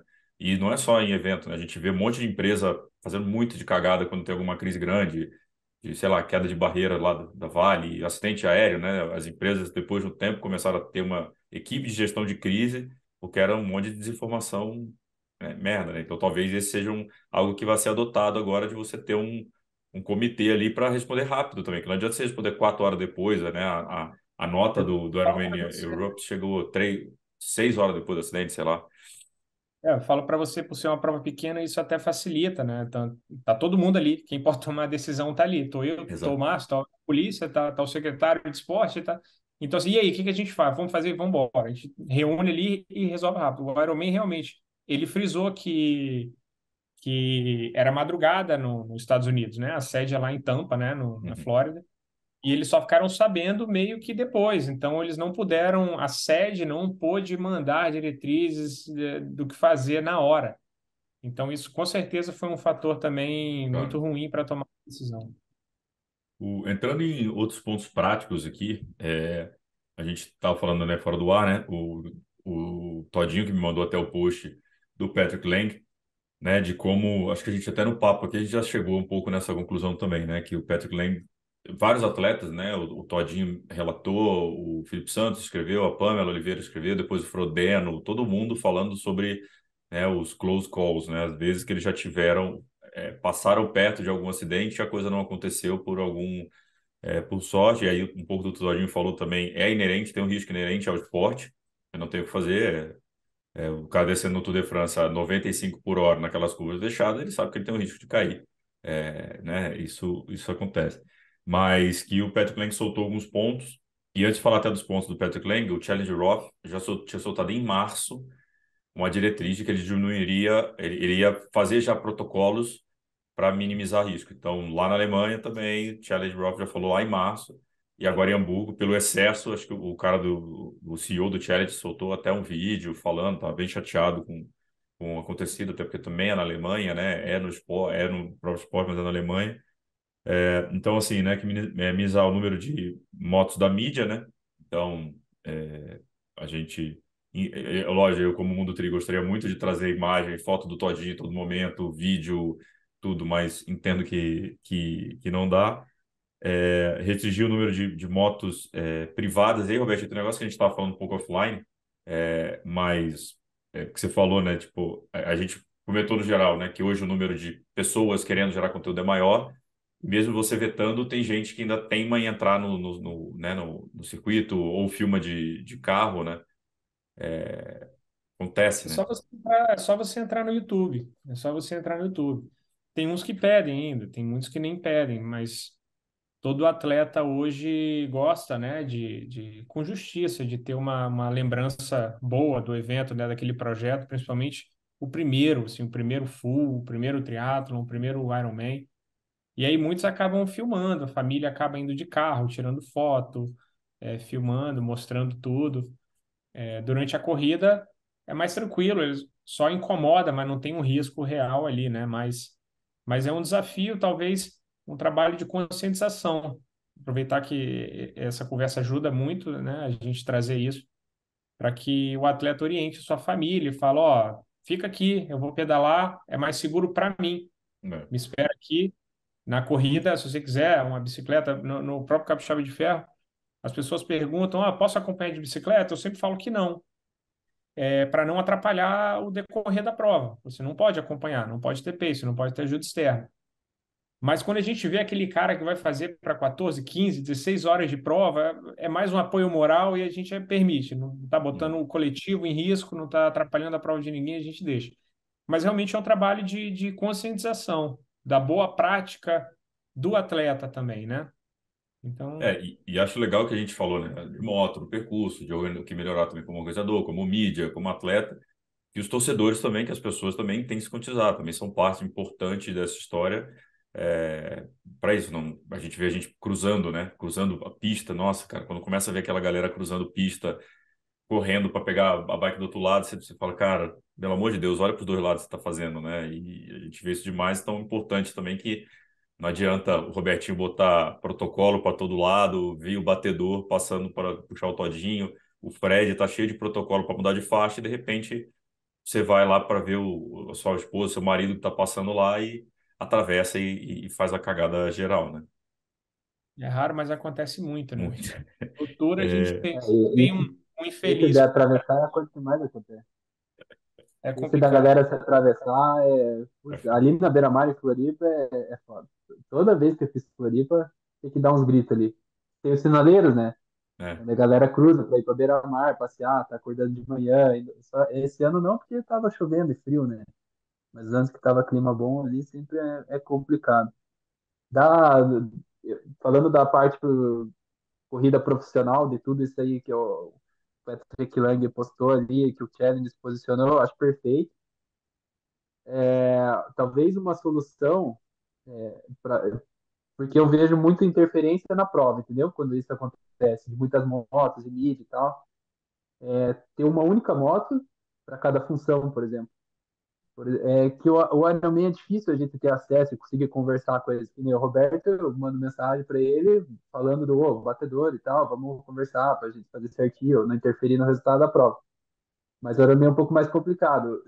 Por que tem que ter batedor para o primeiro, segundo e terceiro? Moto, batedor, sabe?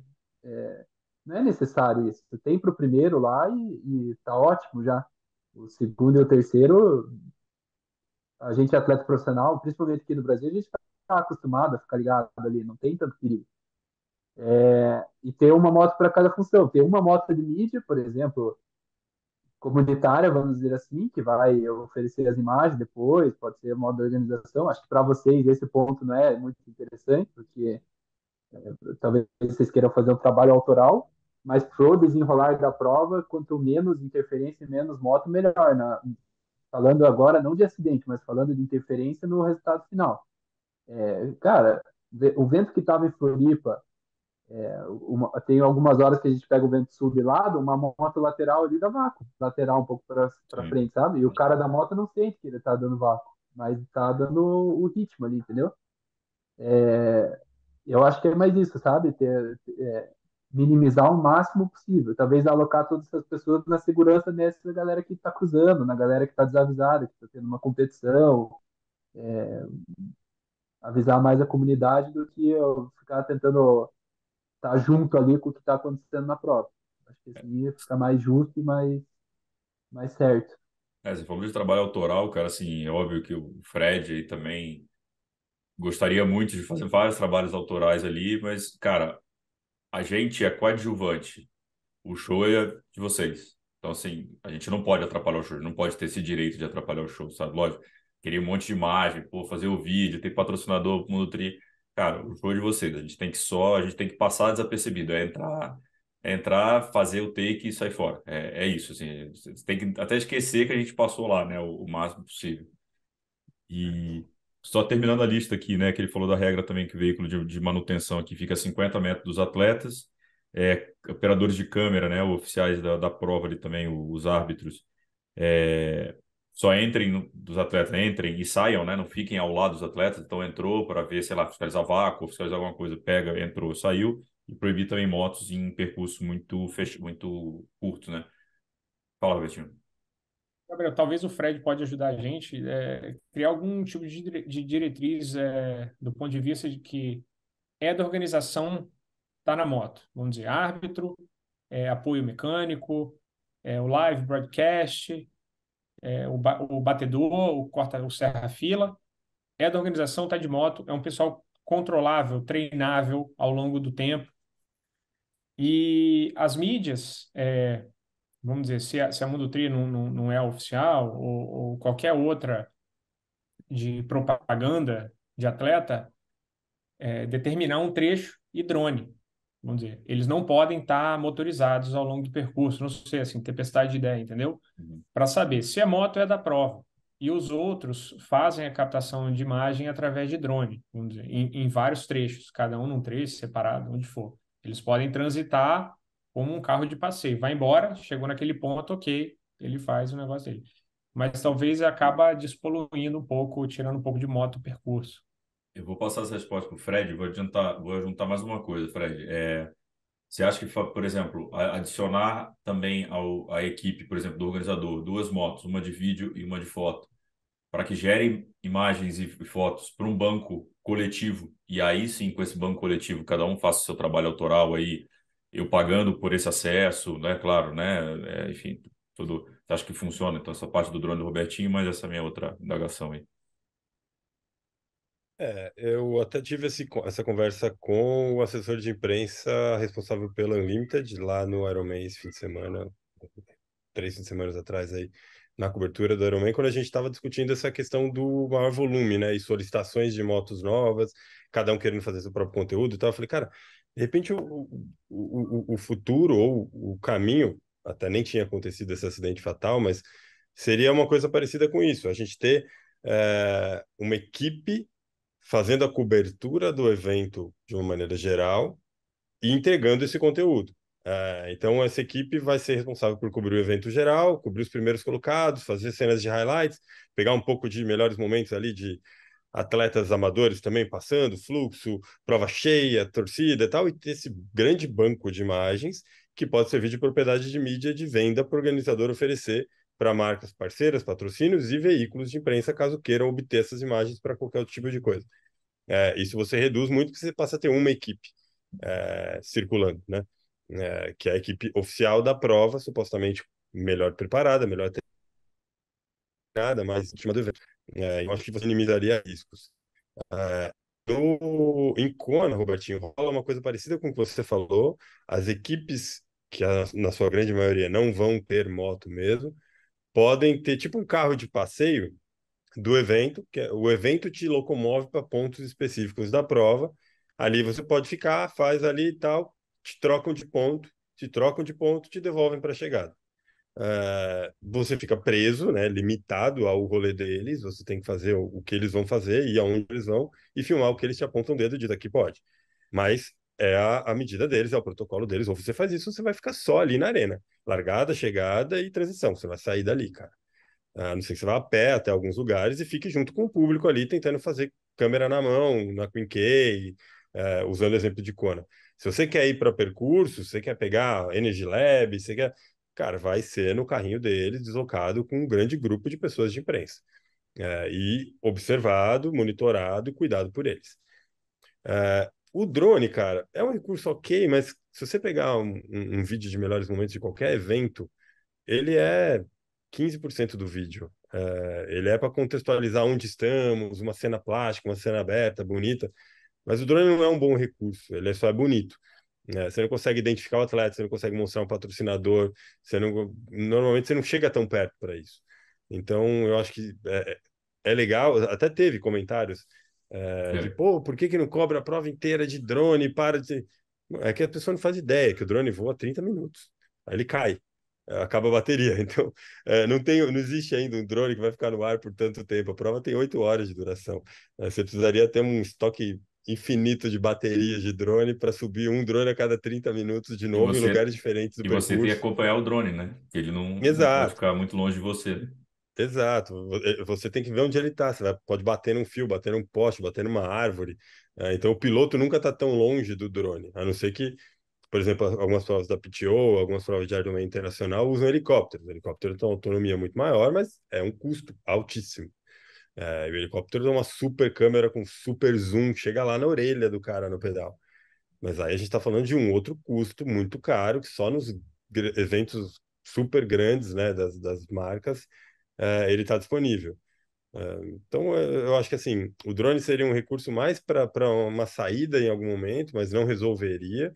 Talvez diminuir e ter talvez uma cobertura que servisse para outras marcas, sendo feita pela organização, pode ser uma saída.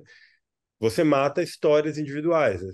Não vai mais ter o documentário sobre o atleta tal, não vai mais ter o trabalho da marca X, vai acabar, né? Você vai diminuir. São propriedades de mídia que são vendáveis também. Então você fecha uma porta para abrir outras. É tudo uma questão de botar na balança, ver o que é mais seguro e o que é mais rentável e como equilibrar essa continha, né? Mas eu concordo que não tem que ter mesmo essas produções, tipo, pontuais, sabe? Durante a prova. Eu acho que isso tem que ser feito antes e depois só. E talvez captar uma imagem ou outra num lugar parado, seguro, se quer mostrar, mas, sabe? Interfere muito e não é tão necessário. Eu acho que se o lance legal é a transmissão, é aprimorar a transmissão. A gente tem muita tecnologia, né? Tipo, que a gente gosta muito do teatro. A gente consegue ficar 8 horas assistindo uma transmissão de Iron Man, né? Mas a grande maioria das pessoas não consegue. Não precisa transmitir 100% da prova, né, ao vivo. E por que não coloca rastreador em todos os atletas profissionais ali e faz, por exemplo, um mapa interativo para botar na transmissão do que está acontecendo, onde que o fulano está, e está passando subida tal. E, eu acho que hoje em dia já é bem possível fazer isso, sabe? Do que inflamar o percurso de moto e galera da transmissão ao vivo ali. Acho que é complicado, tipo, é igual você falou, vai abrir uma porta, mas vai fechar uma porta, mas vai abrir outra. E o mercado É, se adapta também, né, cara? Tudo o mercado se adapta. Se a gente tiver só aquelas imagens para trabalhar, ele vai trabalhar aquelas imagens que tiver. E da corrida você consegue pegar mais outras imagens, outros planos ali. Mas acho que principalmente do ciclismo, acho que vai chegar esse momento, ó. Tem que ter uma imagem de cada atleta profissional, né? A organização se compromete a entregar um negócio X e, cara, o próprio atleta amador gerar o próprio conteúdo. Cara, o igual ciclismo, futebol, desculpa, né? não vai rolar. Futebol é assim. Tem uma emissora que transmite tudo e vende as É, imagens, né? exato. É. A gente está Exatamente. usando. Não, fala aí, Fred, que a sua área é boa, assim. Não, e é isso, cara. O futebol é um bom exemplo, porque o futebol tem uma propriedade específica. Você não pode invadir lá, você não pode sacar uma câmera lá dentro, ou você é retirado do lugar. Você compra as imagens e caro, se você quiser usar para qualquer coisa. Então, não importa se a sua marca está na camiseta do time, isso não te dá o direito de botar uma equipe lá dentro. Não Uhum. importa se você comprou um espaço na lateral do gramado, também não te dá o direito de botar uma equipe lá dentro. Aquilo já foi negociado com uma equipe de televisão por um valor estratosférico e agora eles precisam converter isso em venda. É, Obviamente não é a mesma realidade do triatlon, de todas as maneiras, mas é o que o Todinho falou, cara. Se você tem ali, vai um documentário de um atleta X que sei lá, tem uma história bonita para ser contada, enfim. Não, o nosso diário, Grava por o exemplo, pré, que a grava o gente ia com pós 5 e compra as atletas. imagens do miolo da prova, cara. Usa as imagens que o organizador forneceu, compra ali, faz o que você conseguir fazer, como foi o que a gente trabalhou com o Mundo Tri esse ano, porque a gente tinha atletas para cobrir especificamente por uma pauta, mas a gente não tinha moto à disposição e não tinha também, porque alguns deles eram amadores. Não dá para ficar costurando a prova para buscar um atleta lá no meio, cara. São quase 2.000 pessoas. É arriscado pra caramba. Não tem espaço, não tem tempo para isso na prova também. Então, você também tem que entender como trabalhar profissionalmente com isso, dentro das limitações que o organizador te impõe, e fazer o melhor que você pode dentro disso. O drone, por exemplo, na natação. Na natação é o único recurso que quase todo mundo tem, né? Porque diferente da moto, que existem várias ali, que alguns veículos conseguem, outras entram no rodízio, tem várias motos à disposição, não tem isso no barco. Não existem muitos barcos de imprensa em nenhum evento. Só a Kona, né? Cara, Tem aquele eu barco lá que ninguém consegue voltar depois. depois você não sai do barco. Se você subir, você perdeu tudo. Perdeu a transição, perdeu a hora que você sair do barco, já a bike tá na metade, velho. Ah, mas a É, equipe é grande lá, né? A gente, exato. a gente Mas, cara, o inclusive. que acontece em Floripa? Cara, em Floripa não, em qualquer evento de triatlon na real, mas é que Floripa é o nosso grande evento. A gente está falando da bandeira Ironman, que é a maior bandeira do mundo de triatlon, então vamos citar Floripa. Eu contei mais de 15 drones no ar na hora da largada. Cara, é muito perigoso, velho. de todas as formas. O drone não vai causar a morte de ninguém, como aconteceu? Não vai, o risco é muito pequeno. Mas acontece acidentes, os equipamentos batem um no outro no ar, caem, imperícia, público levando seu próprio drone, subindo lá para filmar, o sobrinho largando, o filho largando pela primeira vez. Mais de 15, 20 drones no ar, cara. E é o único jeito que os veículos de imprensa sérios também têm de ter a sua imagem da largada, da natação. E aí ali mistura tudo, cara. É a mesma coisa que você alugar uma própria moto particular, entrar num percurso e falar, vou fazer o meu take já que o organizador não me autorizou. O drone é praticamente a mesma coisa. O drone é pirata no céu ali, né? Ah, o céu não é terra de ninguém. Ah, a pista também é pública, a estrada é pública. Você vai meter uma moto lá e sai acompanhando quem você quer? Tá errado da mesma forma. Então, é difícil regular isso, né, cara? É muito complicado, porque o organizador não tem poder de, de, de, de lei, de nada para regulamentar isso. É muito complicado essa fiscalização. Vai muito da consciência, do bom senso de quem está fazendo, mas que não dá para contar com isso o tempo todo, né? A gente está usando bastante exemplo de Kona, que eu não sei se tem drone lá em Kona, mas talvez eles Quer estão um responder passo. essa? A gente subiu o drone, depois a gente falaram, cara, vocês não podiam subir, não. Mas a gente subiu num dia X, né? Não foi na prova, não, foi um dia X. Mas justamente o que eu estou falando. A gente está usando muito exemplo de Kona aqui, a gente não mencionou e está esquecendo, mas eles talvez estejam alguns passos na nossa frente nessa discussão, porque em 2017, se eu não me engano, teve o Matt Russell, que quase morreu, né? Então, uma van entrou no meio do percurso e ele bateu de frente, né? Ele ficou internado, atleta Quase foi. profissional. Então, talvez, eu não conheço, nunca fui para Kona, mas talvez deve existir um antes e um depois desse acidente.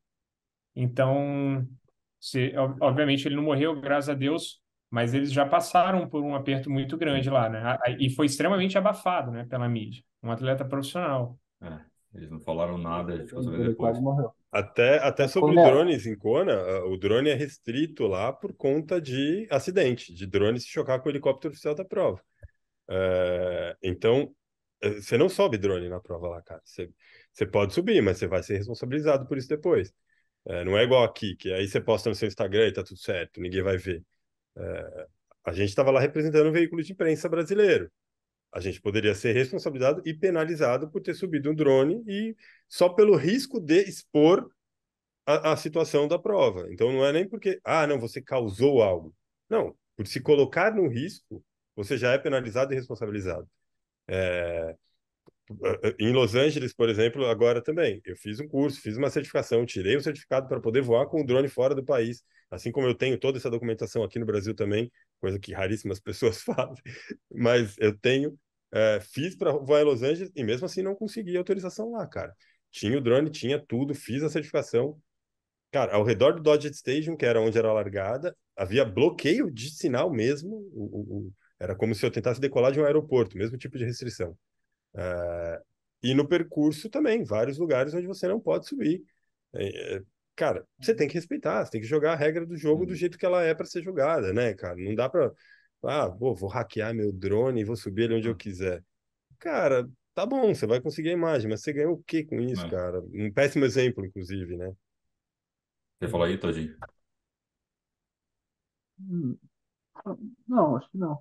Não, Nossa, é, ele tava empolgado ali, rindo sozinho, eu falei, lá vem coisa.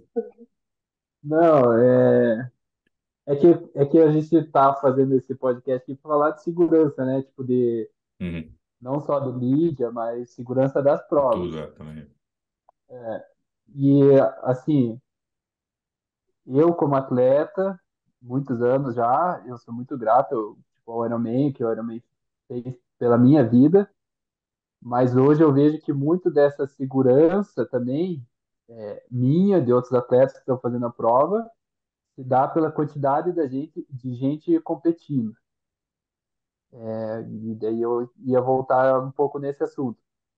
Porque, vamos lá, eu larguei Floripa a primeira vez em 2015, se eu não me engano, era 1.200 pessoas, 1.500 no máximo, ainda largava todo mundo junto. Já era bastante gente.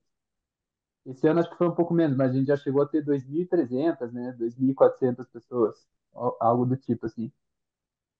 Eu acho que é gente demais, sabe? Para ter uma segurança. Além disso, Eu não quero julgar aqui amador, objetivos de qualquer pessoa, mas a galera, o amador que larga hoje em dia, eu vejo que está muito menos preparado do que antigamente. A gente vê muita gente já começando no Ironman, no meio Ironman. E isso também bota em risco outras pessoas, né? Eu pedalo com muita gente em Curitiba todo dia, toda semana. A gente sabe quem que são as pessoas que estão começando, as pessoas que já têm mais segurança em cima da bicicleta, mais habilidade. E eu vejo que no Ironman não existe nenhum critério para você impedir uma pessoa de fazer por ela botar em risco outras pessoas, entendeu? Isso eu acho que é bem mais polêmico, mas como é uma prova muito desejada e almejada por muitas pessoas, tem muita gente que não tem paciência de seguir o processo. Tem gente que, vamos dizer, sabe andar de bicicleta, mas é aquelas bicicletas normais, bicicleta mountain bike, compra uma contrarrelógio e se inscreve no Ironman. A gente tem que pensar também por esse lado que essa pessoa, ela coloca também outras pessoas em risco. Uhum. É igual você dar um carro na mão de uma pessoa que não sabe dirigir, na rua, assim, ou não tem experiência de trânsito, essas coisas. Também é uma questão de segurança que é óbvio que não dá para você limitar uma pessoa de fazer, mas eu acho que poderia ter o cenário ideal, eu tô imaginando, que o Ironman colocasse uma baliza, sabe? Você tem tantos shorts, tantos olímpicos e tantos meio-áreas, então você é permitido a fazer a prova, reduzir o número de atletas, que cobre caro que for, porque a gente sabe que a galera vai pagar, pode enfiar a faca lá na inscrição. Óbvio, vai novamente segregar o esporte, como já é bem segregado, né? Tem uma, virou um esporte muito elitizado. Só que eu acho que na questão de segurança e qualidade de evento seria bem benéfico, assim, sabe? Igual o Roberto comentou ali no começo, ele diminuiu o número de atletas permitidos na prova para conseguir colocar mais motos e entregar mais segurança. É um assunto um pouco complexo, mas eu acho que também tem que ser pensado esse lado de segurança dos atletas, sabe? O, Outro podcast é, só para a, falar é, disso. é a conscientização, né, É, Robertinho, que você falou, né, também, né? Acho que a pessoa, né, fica na direita, sabe que não tem habilidade, tem que, né, enfim, tem... Todinho, talvez eu faço triatlon por uma razão diferente da sua. Você é a sua profissão. Então você tem muito mais em jogo do que eu que estou ali no meu lazer. Talvez a separação dos profissionais dos amadores já reduziria muito esse risco. Um cara pedalando a 30 ser ultrapassado na segunda volta de um profissional a 45, 50. Talvez que não dá tempo nem de ouvir o esquerda ali, né? Realmente. Mas é um tema muito delicado, assim, realmente a gente pegar um marmanjo e falar para ele o que ele pode e não pode fazer, teoricamente, criar uma baliza. Realmente, eu estou entendendo perfeitamente o que você está dizendo.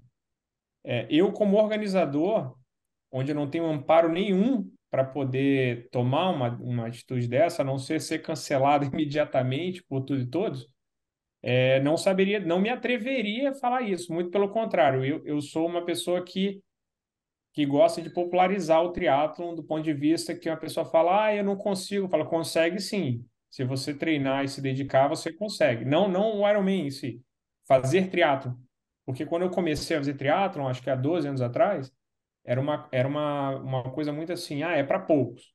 E eu gosto de mudar essa visão. Eu falo, não, é para todo mundo. É para popularizar, é para todo mundo. Se você vai nadar de bicicleta para o clube, pô, você já está fazendo aí um duatlon, um aquabike, não sei, e não sabia. Então, assim, o Ironman é outra conversa, realmente. Aí sim, é o papo de conscientização para ele chegar em um Ironman. E o atleta profissional é outra. Então, eu consigo entender perfeitamente o que você está dizendo. Se você se acidentar, é o seu trabalho. Entendeu? Se eu me acidentar, torci o tornozelo, beleza, vou continuar trabalhando normal e vou perder uns meses de treino. É uma discussão realmente muito interessante também, mas nós, como organizadores, a gente é muito frágil, a gente fica muito exposto num tema desse, entendeu? Embora eu concorde com o que sim, você. mas não digo nem nós profissionais, mas as pessoas colocam em risco outras pessoas, né? E quanto mais pessoas no percurso, mais risco. É esse o ponto, eu acho, ali, da conversa, assim, que profissional ali, beleza, eu já sei desses riscos e eu tô ligado ali o que está acontecendo, mas tem muita gente que não sabe. Igual a gente falou no começo lá, dá para morrer, sabe? Dá para se machucar bastante com esse negócio. E o Ironman Full, tô falando, meio Iron, acho que deve ser porta de entrada, sim. O Ironman Full, pela quantidade de pessoas e muito pelos percursos, eu acho que deveria ser um pouco mais limitado, sabe? Uma coisa um pouco mais selecionada ali. Mais para o cara criar mesmo uma trajetória dentro do esporte. Porque muita É, gente que tá fazendo, faz o Ironman e não faz mais nada, sabe? Se inscreve, faz uma prova e é mais volume ali. Bom, é talvez tudo, opinião minha, assim, tá? voltando ao trabalho de conscientização, né? É. Realmente, mas a popularização do esporte tem os seus benefícios e malefícios, né? É Uhum. ônus e bônus. Acaba todo muito curioso entrando também e tal, mas faz parte também. Senhores, estamos aqui com 1h40. Acho que abordamos aí os principais temas, né? E deixar também falar para a galera comentar depois e, né, o que tem de ideia, assim, a ideia é um debate, né? Não é uma cagação de regra, mas é um debate baseado nas experiências, né, de todos os lados. Vocês querem consideração final, Robertinho? Quer começar por você? Então, acho que era mais, acho que eu consegui expor um pouco assim o lado da organização, embora o Capixaba de Ferro seja uma prova pequena, pode ter certeza que parte da gente não estar maior nesse momento é porque a gente acredita muito no crescimento caracol, ali um passinho de cada vez. Então, o que está certo a gente mantém e melhora, e o que a gente errou, o passo foi curto, dá para dar um passinho para trás e acertar. Então, como essa decisão que eu falei, da gente encurtar, diminuir o número de atletas, visando a segurança dos atletas profissionais, que demandam um cuidado maior, obviamente, mas a gente não tem esse anseio em superlotar a prova. E eu falo para vocês que não é nem só na pista, mas assim, uma cena que me mata, são dois atletas chocando bicicleta dentro da transição. Por quê? Porque botamos gente demais para dentro. Então a gente torna a prova tecnicamente ruim para quem está ali fazendo. Então o cara é uma prova individual, ele vai fazer a prova ali, não pode vácuo. A gente tem que respeitar o espaço do atleta, entendeu? Fazer ultrapassagem e tudo. Então a gente prefere realmente crescer de forma muito sustentável e com segurança para a gente poder crescer. Então a gente é o bonitinho, arrumadinho, tenta fazer tudo certinho,